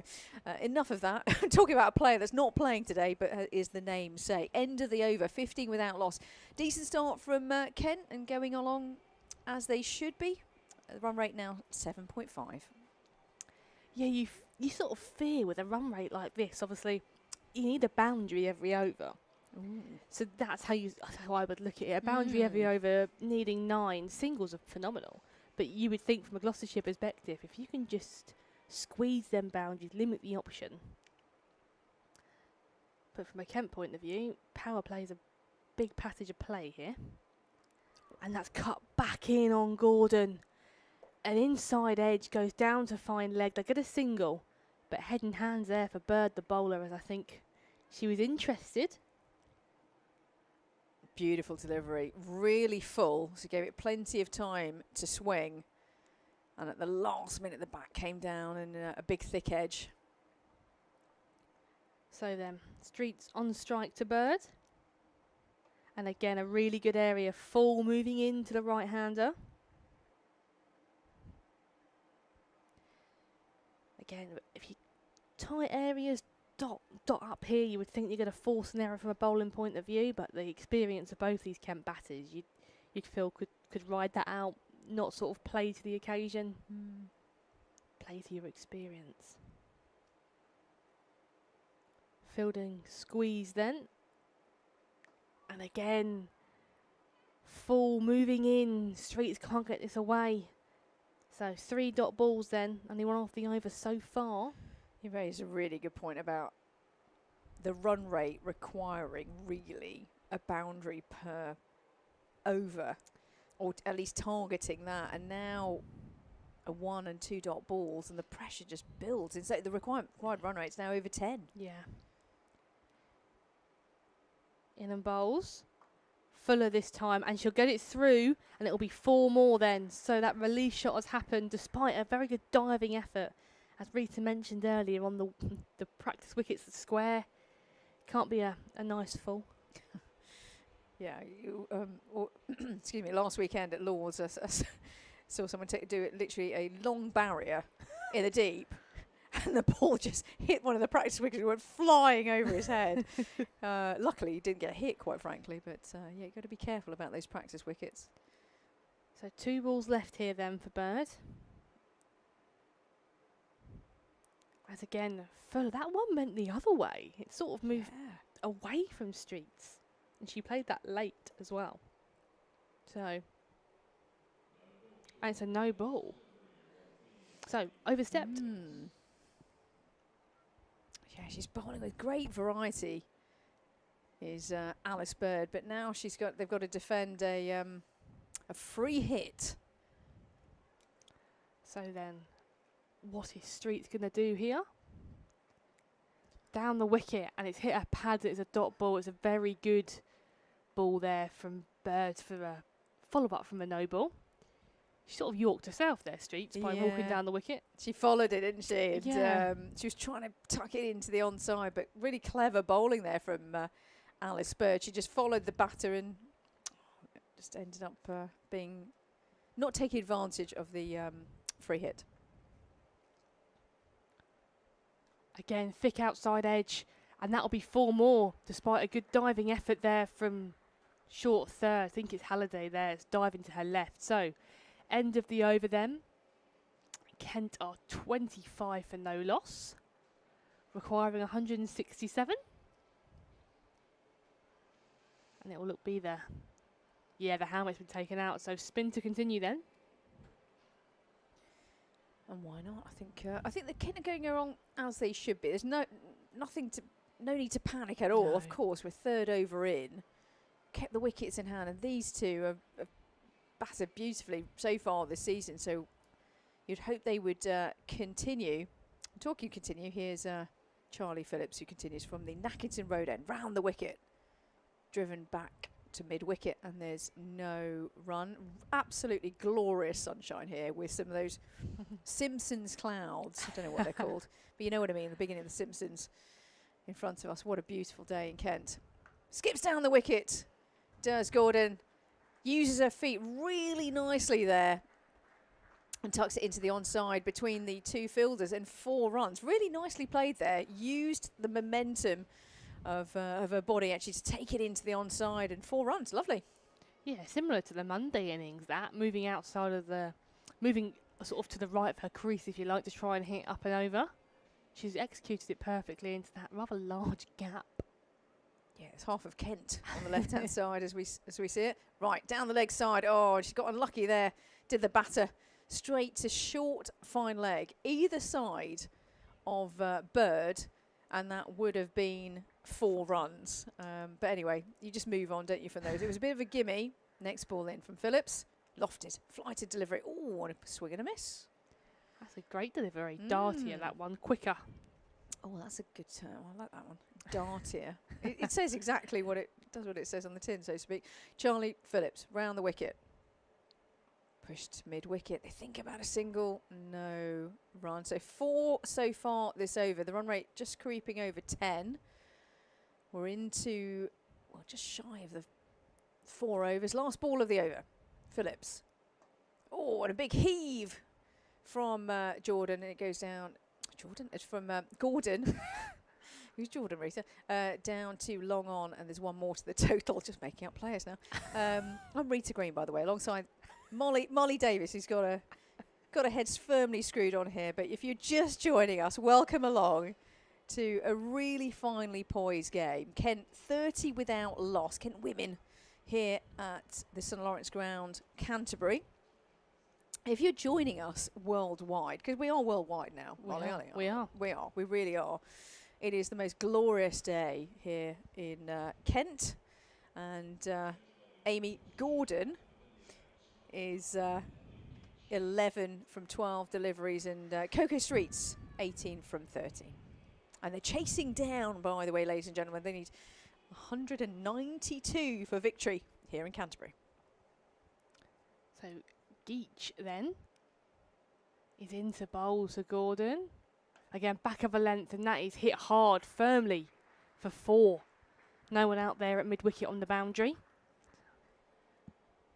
Wallop 4. That was there to be hit, but nicely done.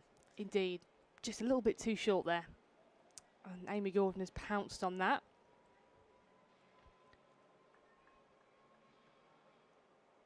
So then, what will her reply be as Gordon sets herself again? Geach bowls. Fuller this time. And that's been hit, but straight to mid-on, so no run. Yeah, not long as well until the men start things at the Oval against Surrey. I'll run you through their team very quickly, because we're going to have 2 games on at once. It's all going to be happening. All the cricket. In and bowls. And again, an inside edge there. It could be a run out, could be a run out. Not in the end. Shy at the stumps. Amy Gordon was safely home. Inside edge, have gone for the single. And then Coco Streets turned her back in the end as the keeper was on that very quickly.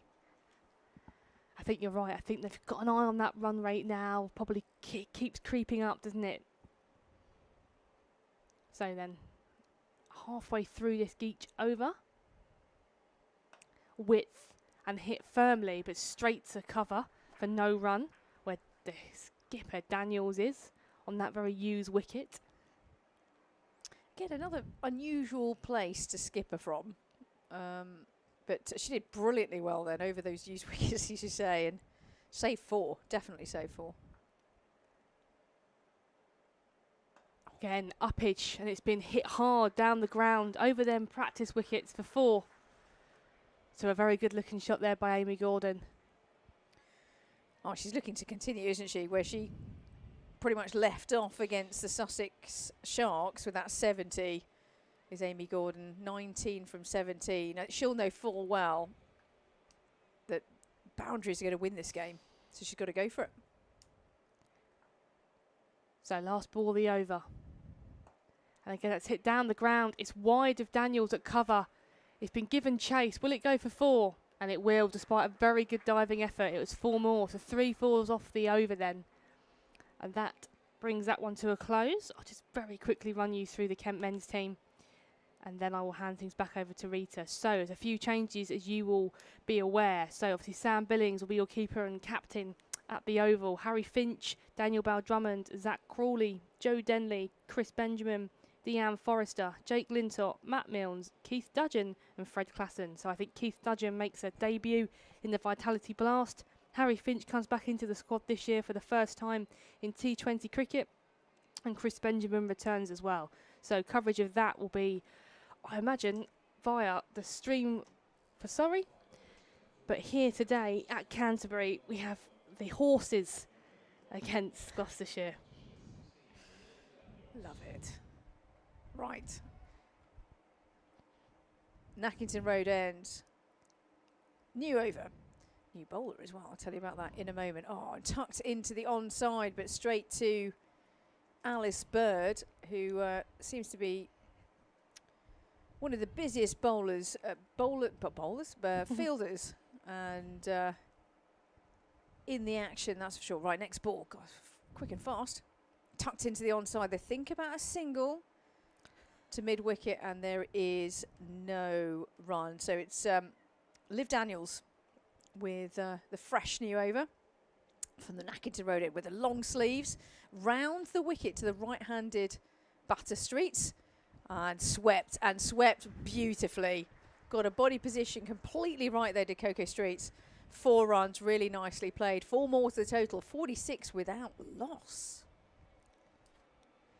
Yeah, they're going along rather nicely here. Let's have a look at the run rate. Actually, I'm going to stop looking at the run rate. It's going along okay. It's 8.4. I'll say it once and then we'll pause for a bit. Only I say that, don't you think, Molly? Because you get a little bit obsessed, can you? And almost get into your head. I'll tell you what is interesting. Not that there's a drop of rain predicted at all, but DLS is at 42 runs and Kent now 46. So that gives you an indication that Kent are on track.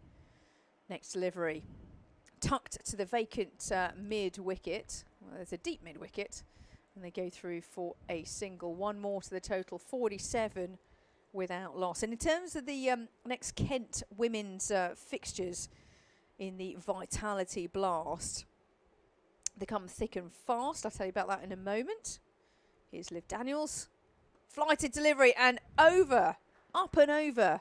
Mid-off and for 4 runs. A really good strike there from the Kent batter, and the 50 runs are up in within the 6th over. So again, Kent are doing exactly what Gloucestershire did really, and going along rather swimmingly.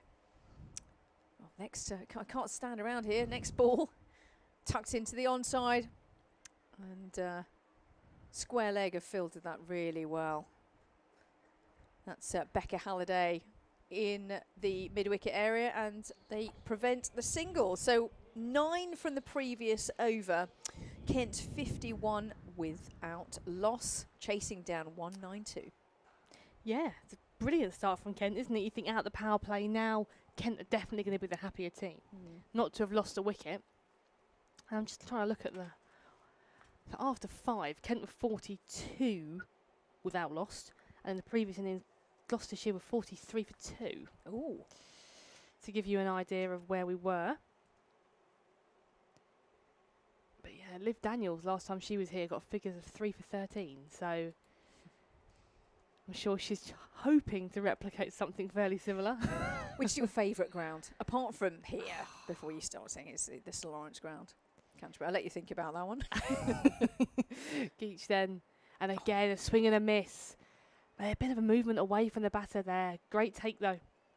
Yeah, Getting up to the stumps. Sorry, have you got a favourite county ground where you've hit the runs or oodles of stumpings, you know what I mean, like catches? We played Glamorgan, obviously, at their home ground at Sapphire Gardens, and that was pretty special.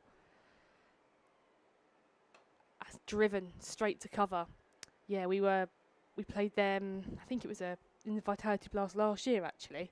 And Kent got the win, I should say, last year. But that was a lovely ground to play at. You sort of savour them moments, because it was just, international ground like that. One off the bucket list for sure. Fuller, driven, but it's straight into the ground, but they will get a single. I'm sure a lot of the players that played at Lords will probably have that at the top of their list after last a couple of weeks ago now. That's one that you'd want to play at and say you've done, for sure. It's on the bucket list, isn't it? Isn't it? Every cricketer, I'm sure. I think even just going to Lords, a lot of people have on the bucket list. So Geach then back in, bowling to Gordon this time. Fuller driven straight down the ground, but Bird is there. So there'll be no, I say there is a run, there is a run, only the one though. Yeah, they're giving them a few easy singles here, aren't they? The Gloucestershire women to Kent, and quite rightly, as you pointed out, it's the boundaries that are going to make the difference. Yeah, I think this is the first time that, Daniels can try and control the field a bit more, having more than 2 out. So, again, Fuller this time, really sort of not a Yorker length, but she dug it out, but no run. So this is a good over here for Gloucestershire. 1 ball left and only the 2 from it. Felt like it might be the slower delivery and deceived her a little bit there, but as Take That would say, have a little patience. In this time, given wits, but hitting straight to point. So, another dot ball. A very good over there by the seamer for Gloucestershire. And Kent are 53 for no loss after 7 then. That was a brilliant over, wasn't it? As you say, put the pressure on, 7 overs down. Again, nothing to panic about from a Kent perspective, but Gloucestershire will be pleased they're building some pressure. There's a bit of a chit-chat going on between 3 Gloucestershire women in their very distinctive yellow tops and black trousers and dark caps as well. So it's very, very clear who the Gloucestershire women are out on the pitch, and the Kent women have their distinctive blue kit. So yeah, not including the Kent kit, obviously. Of course. What's your favourite kit? Oh, no. Oh, come on. Favourite kit? Favourite kit. Goodness Colours, me. style, there you go. That's one to ponder. Next over, driven. Ooh, straight back to the bowler, who actually got a little tickle of a finger on it. And I think if it hit the stumps at the non-striker's end, the non-striker may have been in trouble. We'll obviously never know, but let's build a bit of drama. Right then, Daniels once again. And this is swept into the onside and dropped. That was coming at her at an absolute rate of knots. And the player in the deep, Izzy Patel, had that coming to it very, very fast. It was a sweep, but it was a full sweep in the air, but a drop nonetheless. Daniels continues. Driven straight down the ground, and this time it is taken. So after the drop catch, nothing lost as such. It was a wicket for the next ball. And the Gloucestershire players are absolutely delighted with that. 1 wicket down already, and it's the dangerous partnership of Gordon and Street has been broken. And a wicket is down for Kent. Kent are 55 for 1. Yes, Amy Gordon departs for 29, then off 23. 6 fours. A good catch in the end by the fielder out on the rope, just in front of the Les Ames stands here at Canterbury. Gloucestershire the breakthrough they want, but for more importantly, for a Kent perspective, Coco Streets is still out there. Definitely. Coco Streets, we all know about her double 100 and the third 100, isn't it? I think she got into the 80s, isn't she, as well, when we were watching her against Glamorgan at in Beckenham. Different competition, don't worry, ladies and gentlemen, but demonstrates that she's in very, very good touch. But Gloucestershire, bounced back, didn't they? And I think it's fair to say that Izzy Patel will be relieved to a certain degree that no time really to dwell on the drop catch in the deep. No, not at all. Liv Daniels then. The skipper. Yeah, and she got that wicket. And will she be getting any more? That's the question. Right, swept into the onside to Patel. They go through for a single. And we've got Streets and Castle out there. So tell us all about Kelly Castle. Do you know? Tell us about, ladies and gentlemen, if you're not sure about Kelly Castle, here's Molly to tell us more. Here's Molly. Obviously, so Kelly joined, I think, back in the winter now, the Kent setup. Daniel is in and very lofted. In fact, beautifully driven. Nicely timed. Nearly a boundary, actually. Wow, that seemed like just a push into the offside. And they go through for 2. That seemed to race up the hill, or was it just my eyes deceiving me? But nicely played, and Coco Streets is going to be very key to the outcome of this game, you would think. Daniels continues for the Nackington Road end, driven. And bit of a misfield from Daniels. It's a bit unfair because he did come at a rate of knots, but they go through for a single. 1 more to the total. In fact, Coco Streets will nick the strike like any good batters do. I'm sure you've never done that in your time. Never. Really, really annoyed. I do that all the time and my teammates get annoyed. Anyway, but when you feel like you're in form, joking aside, if you feel like you're in form, you'll know perfectly well how many balls are in the over and how many balls will be bowled in the over rather, and you count to 6.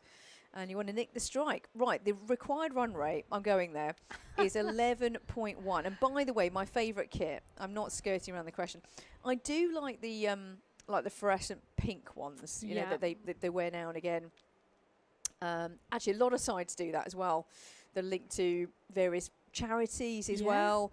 And I always find that sort of quite heartwarming that, look, we love cricket. We all love it. We're in a safe space here. We clearly all love cricket. Yeah. And there's some other causes that are really good to highlight as well. So, favourite kit, the brighter the better generally for me.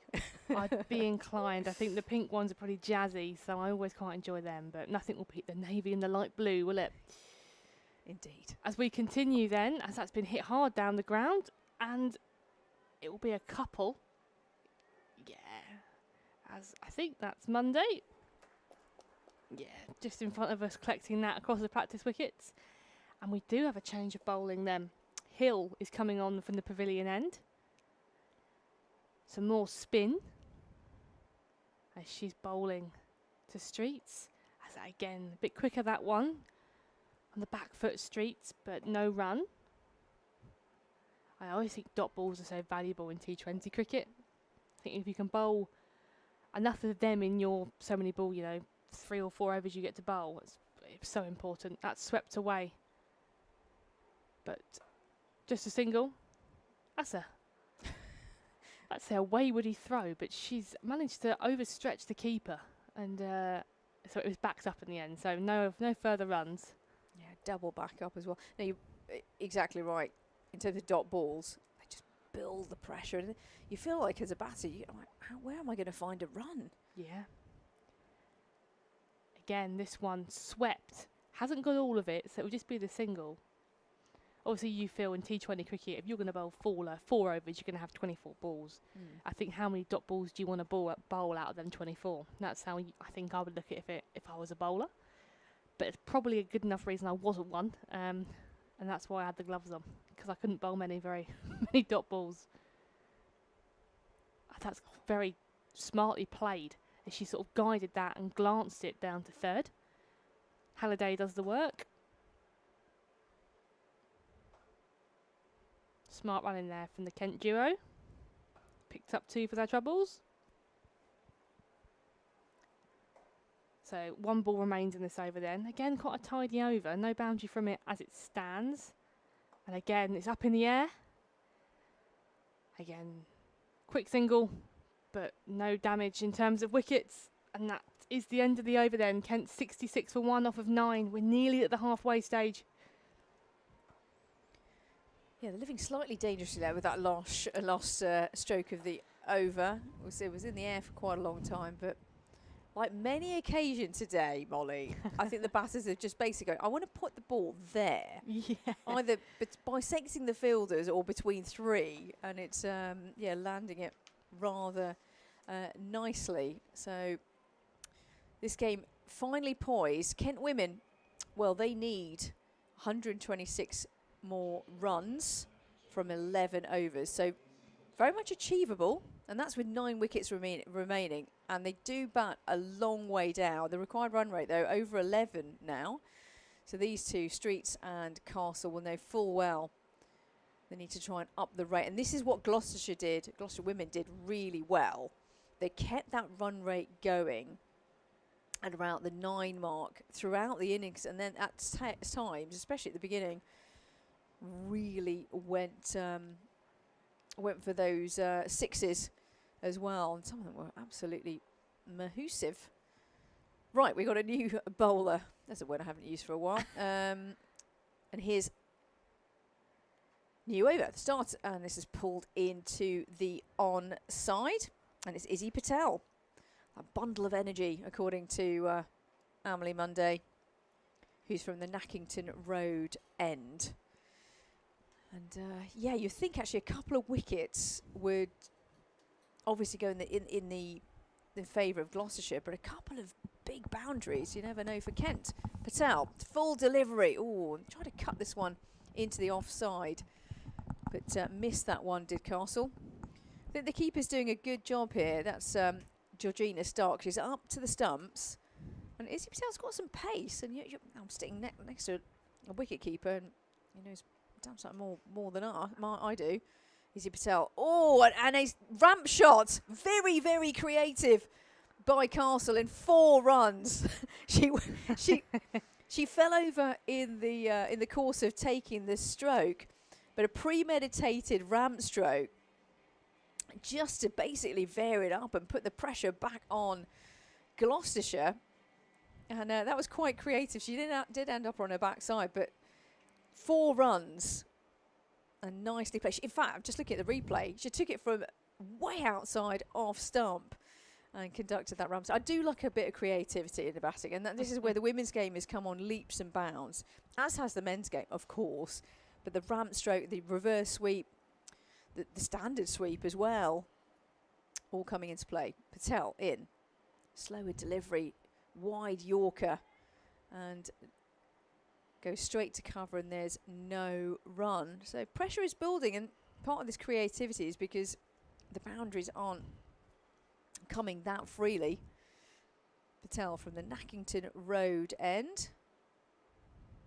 Past the umpire and into the offside. Cut into the offside, but there's a player in the deep. And they go through for an easy single. And that was nicely played. Right between cover and point. You have to get your accuracy just right. It was a lofted drive. And they're through for a single. So Coco Streets, 35 from 31. She's a player that Kent will be hoping will continue for some time. Short and wide. And umpire Chandaria signals a wide. That was very predictable, wasn't it? That was rather wide.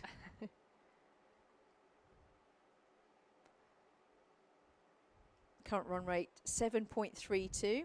Required run rate 11.8. Down the onside, and it's in the air.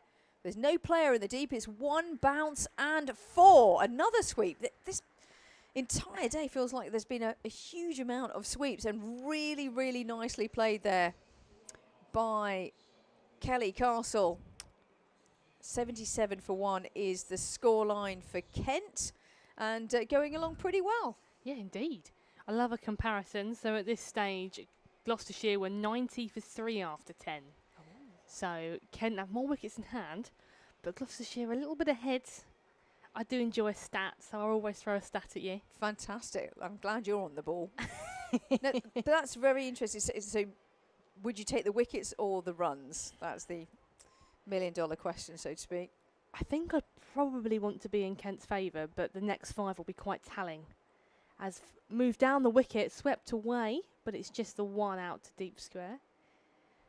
Yeah, obviously, at this point, Gloucestershire lost 2 more wickets than the position that Kent are currently in. But I think at the next 15 mark, doing it in 5, you want to see Kent above where Gloucestershire was. Love it. Love the stats to my left-hand side. And that's hit straight back down the ground. Bowler couldn't stop it, but she didn't get all of it. So it'll be a single. Thank you to the producer-director for the worm. It's quite interesting. Kent are below where Gloucestershire was. But as you say, the tale is about those 2 wickets that Gloucestershire lost early on. And again, that's straighter, a bit quicker. Splice of the bat, but they get 1. I'm just going to try and see if I can grab an update on the Kent men's score. Because obviously if you're tuning into the women's stream, we can give you a quick update of what's going on in London. Width hit and hit hard, and she might get 4 for that. No, Patel, again, good work, a diving stop. So it'll be the 2. So Kent men, or Kent Spitfires I should say, won the toss, elected to bowl. And they are Surrey are 20 for 1 after 3.4. Again, I think Keith Dudgeon had that wicket of Will Jacks, yes. And here, width again, punished this time by Streets. Patel doing some big yardage down there on the offside boundary. But again, I think she's just hands on her knees there to get some air back into her lungs. Definitely keeping Izzy Patel busy in the deep, aren't we? The Kent women. We, as in the Kent women. So last ball of the over then. Swept this time. Swept fine, but square leg will get there. So again, another over without a boundary. Singles and 2s from it. So Kent are 85 for 1 after 11. 9 remaining, and Kent need 107 to win.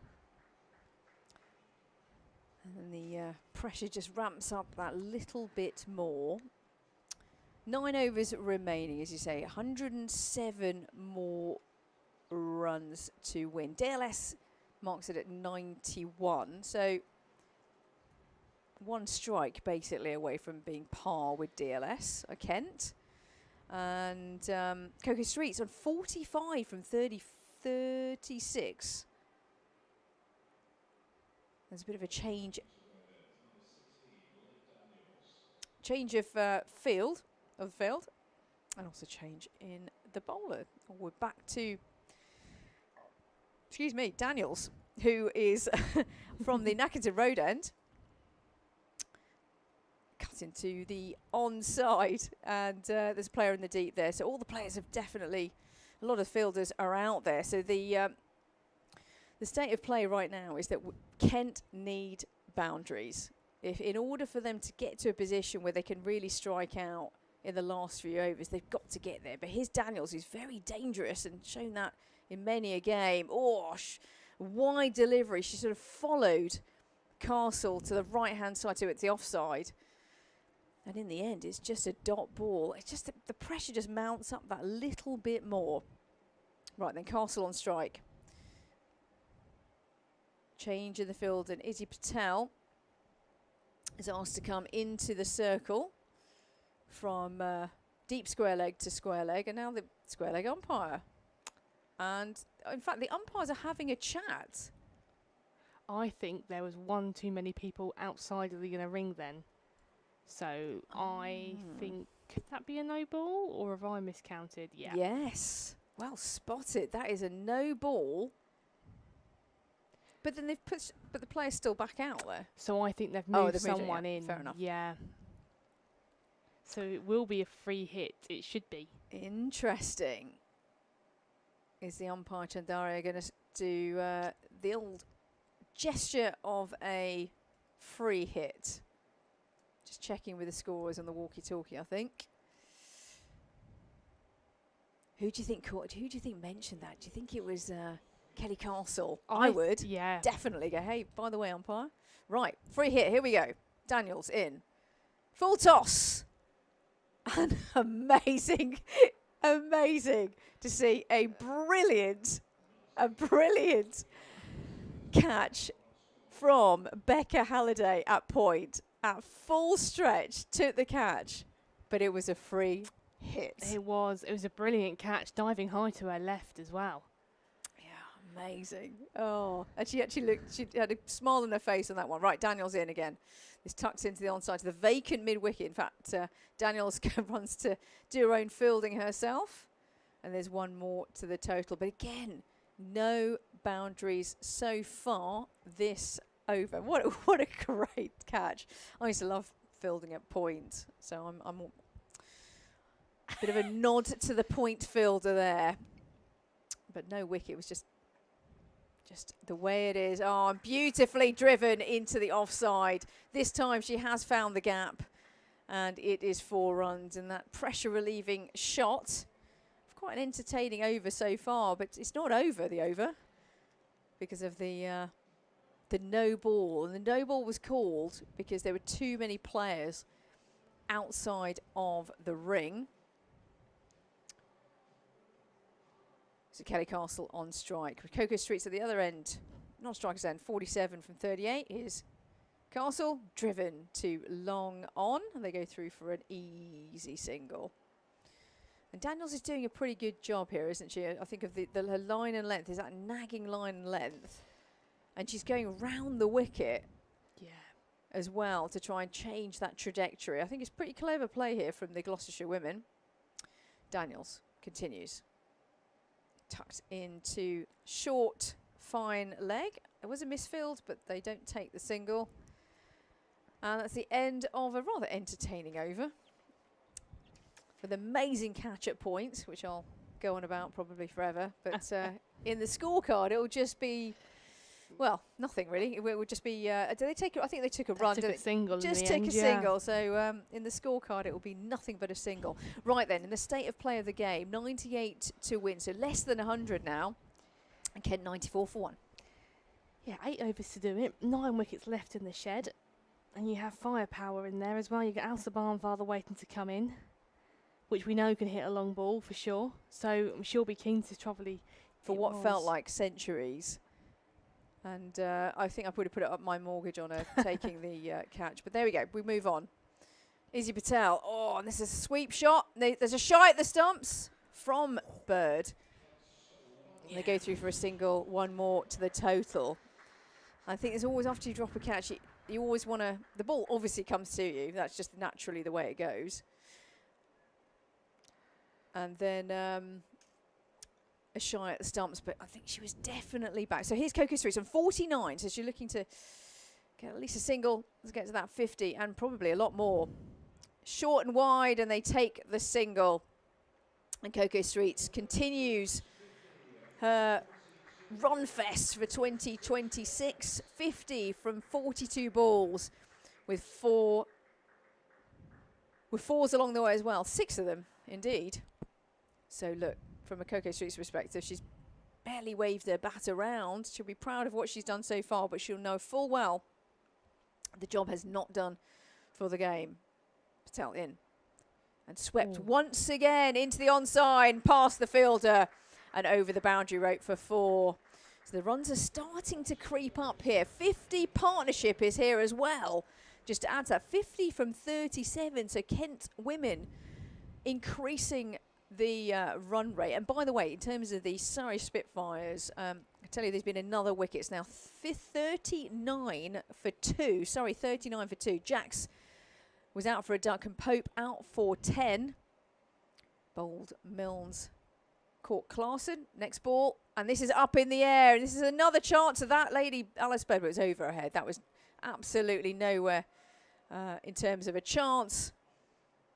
But once again, the ball is just falling between fielders as well. And they go through for a single. So I think the Kent women have just turned up the volume a little bit here, haven't they? And thought, look, we've got wickets in hand. We need 85 runs. The required run rate is 13. We need to go for it. The acceleration needs to happen, and I don't think Kelly Castle going for it is a bad option. I think where Coco Streets has played the supporting role, obviously 50 or 42, so next slower ball. Wow, that was so slow that I think it was in slow motion. A brilliant variation there from the Gloucestershire women, Izzy Patel. Yeah, that was a very flighted delivery, wasn't it? Deceived all of us. It was. I think Kelly Castle hit it. Yeah, I think she got some bat on it, and she's got a single for it. Sometimes you can play 3 shots before the ball gets to you. You know, sometimes in club cricket, that's the case. Izzy Patel in. What will she bowl? Another slow delivery, and in the air, but in front of the fielder, Becca Halliday, and they go through for a single. So, in fact, no, sorry, that's Daniels out in the deep. Is that Daniels out in the deep? The skipper. Goodness me! Wow. Well, you can skip her from anywhere, they say. You can. They say, many people say, well, you can factually as well. And Daniels, as she comes back, is waving her hands around in terms of the fielding positions for the next over. Is she going to have a bowl herself? She's taken her cap off, so I assume so that Liv Daniels will do that. So Kent need a big over here. 6 overs remaining. And what will we see? So, yes. Kent need 83 to win. 6 overs here, 9 in the shed. Hill is going to be continuing from the pavilion end. That's high up in the air. Is it gone all the way? And it has. 6 there to Coco Streets over the practice wickets just to the right of us. Brought to a nice warm applause by the ground. Yeah, they need plenty more of that, and she got completely hold of that at Coco Street, so they'll need more, Kent women. Again, going down the ground. It's hit hard. That'll be 4 more. She's going after Hill then. Yeah, I mean, that's sort of 77 needed off 35 before that delivery. And so, I mean, the term going for it is an understatement, isn't it? It's the make or break passage of play now, isn't it? Where Kent need to accelerate, and if they keep doing this, it's going to swing probably more in their favour. But if you think if Gloucestershire get a wicket now, then all the momentum goes back to them. But it's pretty much cricket for you. So at the end of this over, I can give you a comparison to see where Gloucestershire was, or were, I should say. That'd be quite interesting. So then, Hill looking to reply to back-to-back boundaries. Dartier, it's high up in the air. Is there anyone out there? And it will fall safe. As a lot of the balls have today in them vacant areas, 1 bounce before the fielder. So Castle will be on strike then. Hill trying to get in and out of this over. And that's gone down the leg side, but I don't think it will be a wide as Kelly Castle's moved a long way across off stump. So it's given as byes, which is fair in the situation. Yeah, definitely. I think that would have been a bit harsh to have it as a wide. But Kelly Castle trying to be creative there. Yeah. Streets back on strike. She's freed her hands. It's going to be 4 more here then. She's given herself width and she's thrown her hands at it. It's a lovely looking shot there by the vice captain. I feel like that was almost shot of the day, actually. Yeah. Skip down the wicket. Gosh, she can sweetly time the ball, can't she? Wow. Indeed. So, 1 ball left here then of the over. What's Liv Daniels going to do? Who is she going to turn to bowl the last 5 overs of the game?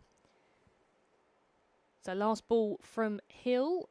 Dartier, shorter. It's hit out into the deep. And she's out. She's hit it straight to the fielder on the rope.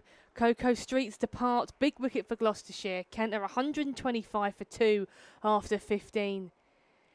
And this is going to be a very interesting last 5. A very, very well-made 66 for Coco Streets. As I'm sure she'll be greeted by a very warm round of applause by her teammates and all the spectators here today. She's done her job.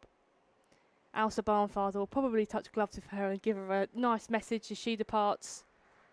But a very good effort from Streets. Yeah, great innings. She'll be disappointed there. That ball was there to be hit. It was sort of a half pitch delivery and then pulled in the air into the onside, and probably to the only player out there, quite frankly, that could have taken the catch. And Coco Streets is gone, and Gloucestershire will be absolutely delighted with that. Now, Kent can bat quite far down, as we full well know, don't we, ladies and gentlemen? Certainly Molly does, alongside me as a former Kent player herself. But Barnfather and Castle are going to have to look to, from the very start, hit those boundaries. That's how they're going to win the game. And it's there to be taken, actually. 67 to win. Yeah. Off 5. Come on then, tell us what the comparison is, Molly. Gloucestershire at this stage are 127 for 4. So wow. That passage of play, I'd said at 10 overs by 15, they're going to have caught up. They have, so it's pretty even Stevens, and Kent have more wickets. Fresh new over, just 5 overs remaining. Oh, and she misses the third man fielder with that shot, does Castle. It was a reverse sweep. It was in the air for a little while and went past the fielder in 4 runs. And the runs are flowing now. The previous over was at least 15 runs from that over, even though they got the wicket of the very, very dangerous Coco Streets. But here is Castle on strike, who now has to play very much the leading role. She's just sorting out her gloves here, getting that right. Just taking a moment. Good play here from Castle. Just slow it down a wee bit before you receive the next ball. And this is Charlie Phillips from the Lackington Road end in, round the wicket. And a big heave into the onside. And there's a potential catch. It would have been an absolutely blinding catch in the deep. And it was put down, actually, I'd put it down as a very, very good stop in the deep by the Gloucestershire women. In fact, there's lots of rounds of applause for the fielder in the deep. She tried to come forward and did everything right, putting her hands forward to try and take the catch, but it wasn't to be. Right, Castle on strike again, skips down the wicket, tries to do the same again and heaves it into the onside, straight to Izzy Patel, and they go through for a single. Oh, I think if there'd been another wicket there, especially Kelly Castle, it would have been more precarious position for Kent. But 60 to win. The run rate now 13.3. And here is Elsa Barnfather, who is a very strong batter in her own rights, with a very open stance, the way she bats. And this one across the line. She misses the ball and it goes down as a dot. I say this because I've bowled to Elsa Barnfather before as well, and she has this sort of open stance that I was trying to whittle a wicket out of her. Absolutely no chance. Right, next one, Charlie Phillips in. Oh, Barnfather tries to hit across the line and sweep it and misses it once again. So 2 dot balls. Building the pressure here, Gloucestershire. So far, a 4, a 2 and a 1 so far in the over, but Kent need more. Phillips in. Skips down the wicket, does Barnfather. That's skied all the way up into the air, and the keeper looks to take the catch, and indeed she does. And Elsa Barnfather didn't look settled at all in that innings, and she was in a tough position to come out there and try and hit the boundaries from the very off, but out for a duck and taken by Emily Start, and it's a wicket for Phillips. So a very short innings there from Elsa Barnfather. Kent now 132 for 3. I think more importantly, in some respects, there's been 2 balls so far in this over without a run. Yeah, I think that's probably what's going to sway more towards Gloucestershire, not the loss of wickets, the fact there hasn't been any scoring shots. Since Streets has departed, it's been a bit stagnant.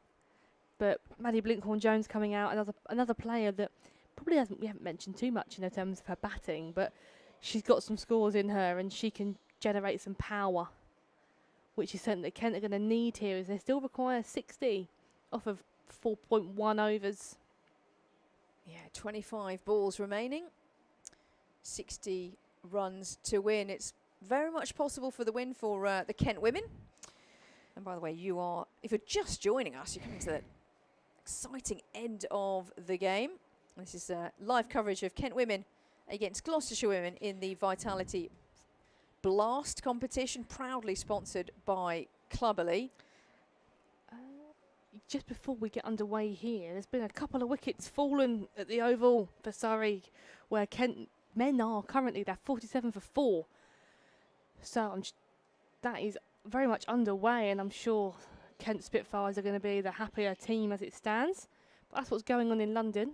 And here, it is going to be each to continue then, as swept away by Castle, but won't get it through.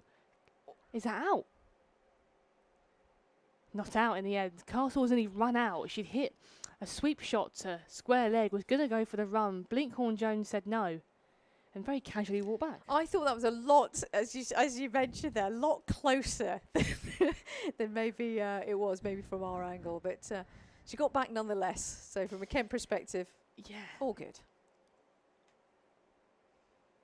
Yeah, that was I don't know. I think I'd have probably celebrated more that to try and convince your umpire, but she was very, very much in her ground. So not out. In and bowls then, giving herself width, an inside edge allows them to come through for a single. So Blinkhorn Jones will have her first ball of the day to face against Geach. You'd think now when Kent needs some boundaries here, needs some big shot selections. We look back to the Gloucestershire innings and Georgina's start and some of them sixes that she made at the back end of the innings was huge. As in and bowls again, hit down the ground, but it will just be a single as the fielder comes off the rope. Yeah, we did wonder what that Georgina start innings would mean in the context of the game, and I think we're seeing it here, aren't we? That that innings was powerful and could be a game changer. Geach this time into Castle, gone for the ramp, and she's missed it and fallen over. It could be a run out. But Blinkhorn Jones is quick, and she's made her ground again. Kelly Castle sent her back. That was almost a bit of a calamity, but it's a dot ball though. That's the summary of all of that. So 2 balls left in this over then. Castle then remains on strike. Again, that's a very good delivery. A big swing and a miss this time. Keeper standing up. Good take. It's a very good over for Gloucestershire. Currently only the 2 from it. This has been a good bowling change to go back to, I think. Go back to the seam. In and bowls then. Width, and again a play and a miss. Oh, a very late wide signal. Yeah, that was marginal because the batter was moving around in the crease, but the umpire Page signalled a wide. Kent will take that. Yeah, indeed. So, last ball of the over then. Hit away hard, and it'll be 4 as well. She's split the field there, and she'll get 4. So Castle adds 4 more to hers. Her total end of the over then. 3 overs remaining here in Canterbury. Kent require 53, I think, if my eyes serve me correctly. And Blinkhorn Jones is on 1 and Castle's on 38. It just shows the very, very fine margins, doesn't it? Yeah. There was only 2 singles before the wide, and then you have the wide and the bonus ball, so to speak, of the wide, which was a 4. So that swing, it does make, not swing of the ball, so to speak, the swing of the game makes a difference. Right, here we go. Alice Bird being announced to come back on from the Nackington Road end this time with Blinkhorn Jones on strike. What can she do? Next ball. Ooh. Oh, wow. And that was a ball and a half to take by the keeper, and somehow it is managed to dribble all the way over the boundary rope here in front of us at the pavilion end, and it's 4 to the total. It's all going on here, ladies and gentlemen. In the context of the game, we're into the last 3 overs, so 49 to win now. Kent women, and they'll definitely take those 4 byes. Next ball in. And pumped and thumped down the ground. Will it be another 4? Indeed it is. And I tell you what, Blinkhorn Jones absolutely smashed that back. A really nice stroke all along the ground, straight back past the bowler. I do love an on drive and a forward drive like that. It just shows the good touch of the batter when they're able to hit it in that way. It was clubbed back and 4 more to the total. Next ball in.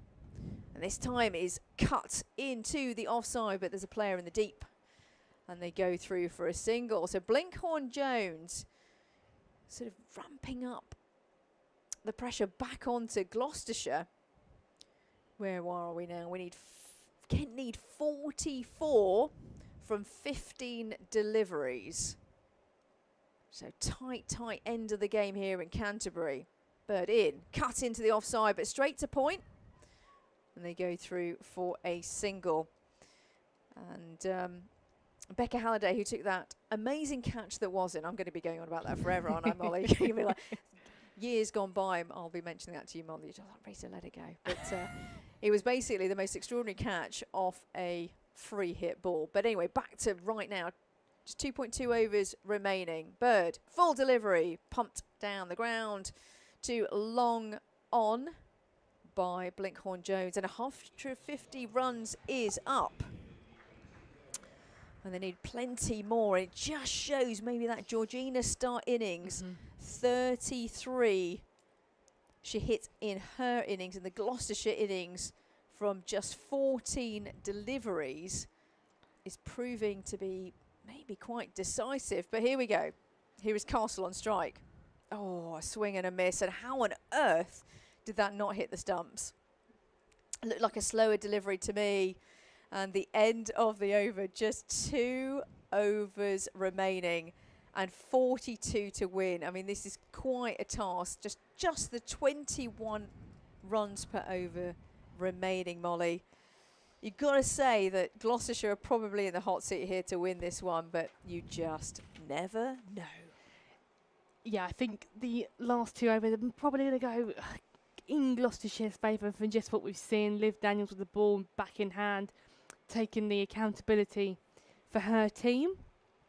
But both these Kent batters can hit a very big ball, very long ball. And he takes a bit of magic here. You saw at the start, obviously, innings of 33 or 14, and he just takes Blinkhorn-Jones here to hit a few fours, and you never know. So, Liv Daniels then in and bowls some flight, full toss, and that's hit hard into the onside. They might come back for 2. No, was the call. Just the 1. Jeffrey missed out there a little bit. Full toss. It was a misfield. Yeah. As well.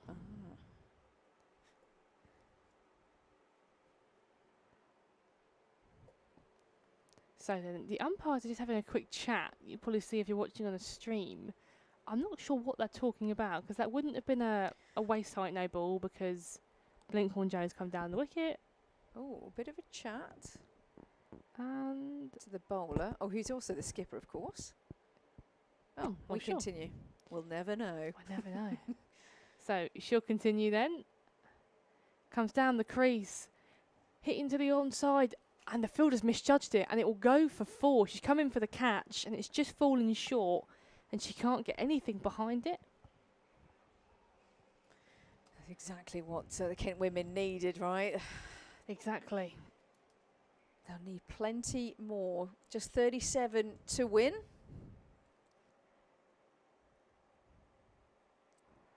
Moves her feet again. It's gone higher, down the ground. And it's out, been taken. Mundy there on the rope at long on takes the catch. So Castle is departing then for a very swift 43 off 33. That will change in the 88 for 5. Wow. So it's all going on in the oval. That's why we love the game so much, isn't it? You never know. Again, that is just played into the onside. She's running hard, Hardwick. I have to try saying that quicker. But it's just a single, as Blinkhorn-Jones will have the strike. Yeah, she's going to have to play the primary role here, isn't she, Maddie? She's been in a little while, 8 from 6. It's not impossible. She's gone for the reverse, but she can't get it past Halliday. at short third, but they will get a single as Hardwick was backing up quite a way. So last ball there, this Daniels over. 35 to win for Kent. 35 off 7. It's not impossible. Nope. We've seen some sixes today. That's high up in the air. It's going to fall safe. As Patel picks the ball up and throws it in. And that is the end of the over then. 159 for 4. 1 over remaining here at Canterbury. Yeah, Kent women are doing everything they can to get within grasp of that Gloucestershire innings, which was a very big, mighty 191 for 6. It was a big old total that Gloucestershire put on. Right, we're into the final over of this Vitality Blast League 2 game between Kent and Gloucestershire in this women's fixture. Is it going to be Phillips? Yes, indeed it is. It's Charlie Phillips to bowl the last over and Blinkhorn-Jones on strike. She moves round and a mighty hit into the onside and 4 runs. Really nicely done there. Moved her body position towards the offside, did Maddie. And then absolutely thumped it to deep square leg area where we're absolutely vacant. It's not going to be enough, though, probably to win this game. 29 more runs remaining from 5 balls. We have seen stranger things, but Maddie Blinkhorn-Jones is going to have to hit some amazing ones, and we'll probably have to have a... Oh, and there's a stumping there as well, just to add to everything else. So she was trying her best to get her body out of the way this time for that delivery, Maddie Blinkhorn-Jones. But missed the ball and a stumping. 13 from 9 balls. And unfortunately, it looks as though Kent women are just going to fall short of that winning total. We're into the last over here in Canterbury. Yeah, right thing, come down, try and create an option. Just didn't hit it. And obviously, keeper was there to clear up. So not much more you can do about that. A fellow keeper to keeper is one of the worst ways to get out. Oh, that's that very good point. It's one of the worst ways to get out. Oh, very true. Do you, yeah. Yeah. I always tried not to get out stumped just because it's just not a good day. But that's very much my opinion. That's so true, isn't it? Keeper to keeper. Yeah. Yeah. Especially if you're batting second and you can't get your own back. That's in the second innings. Brilliant point. Because revenge is rather sweet. It is. But not to be. Right then. Holly Young. Holly Young. All the very best. 29 from 4 deliveries. From a Kent perspective, that is. And missed. Ooh. Dot ball. They ask about whether that was yet another stumping. And Georgina Starter's had a thoroughly good day with the gloves now, but also earlier on with the bat as well. 33 from 14, and this one is pulled into the onside and really nicely fielded. They go through for 1 and I think about a second, but not to be, and we really are coming to the latter end of the innings. And Hannah Hardwick on strike here. 28 from... I thought it was 3 actually, but clearly not, according to the scoreboard. Sorry, there's 2 balls remaining. There you go, 2 balls remaining. There we go. Next one in. And it's up in the air. Will it be a 6 or will it be a catch? In fact, it is a massive, massive huge 6 from Hannah Hardwick, who probably thought, well, look, I'm going to go for it. And quite frankly, that indeed she did. And a beautiful strike. There was a player in the deep at a long off, and I thought they were in business for the moment, but went over the rope by quite some distance. But unfortunately, it's not going to be enough to win this game. The last ball of the innings, 22 required. Hardwick on strike. Another massive thump that goes into another universe and then falls over the boundary rope. So we end the innings from a Kent perspective with 2 sixes. But unfortunately not enough from a Kent perspective. Congratulations to Gloucestershire women, who have marked their first win of the competition. And for Kent women, it's now 1-1 and lost 2. So they'll be disappointed with the outcome of the game. A fine innings, though, from Coco Streets. 66 from 48. When she was out, you felt like the game was turning. And then, of course, when Kelly Castle also was out for 43 from 33 balls, you felt the game had well and truly turned. In terms of the bowlers, Charlie Phillips 2 for 35 and Skipper Daniels 2 for 33. The pick of the bowlers from the wickets perspective, but congratulations to Gloucestershire women in this Vitality Blast Women's League 2 fixture. Good day's cricket. Under the sun, lovely crowd. Kent didn't quite get the win, but what a chase. 16 short in the end, and quite a big chase as well. So good cricket being played, and as Rita's already mentioned, the horses go again this Friday against the Worcestershire Rapids. Friday the 5th of June. Come down, tickets are still available. So, hope to see you all here. But from me... And from me, Rita Green and Molly Davis. Yes. We'll see you soon. We'll see you soon.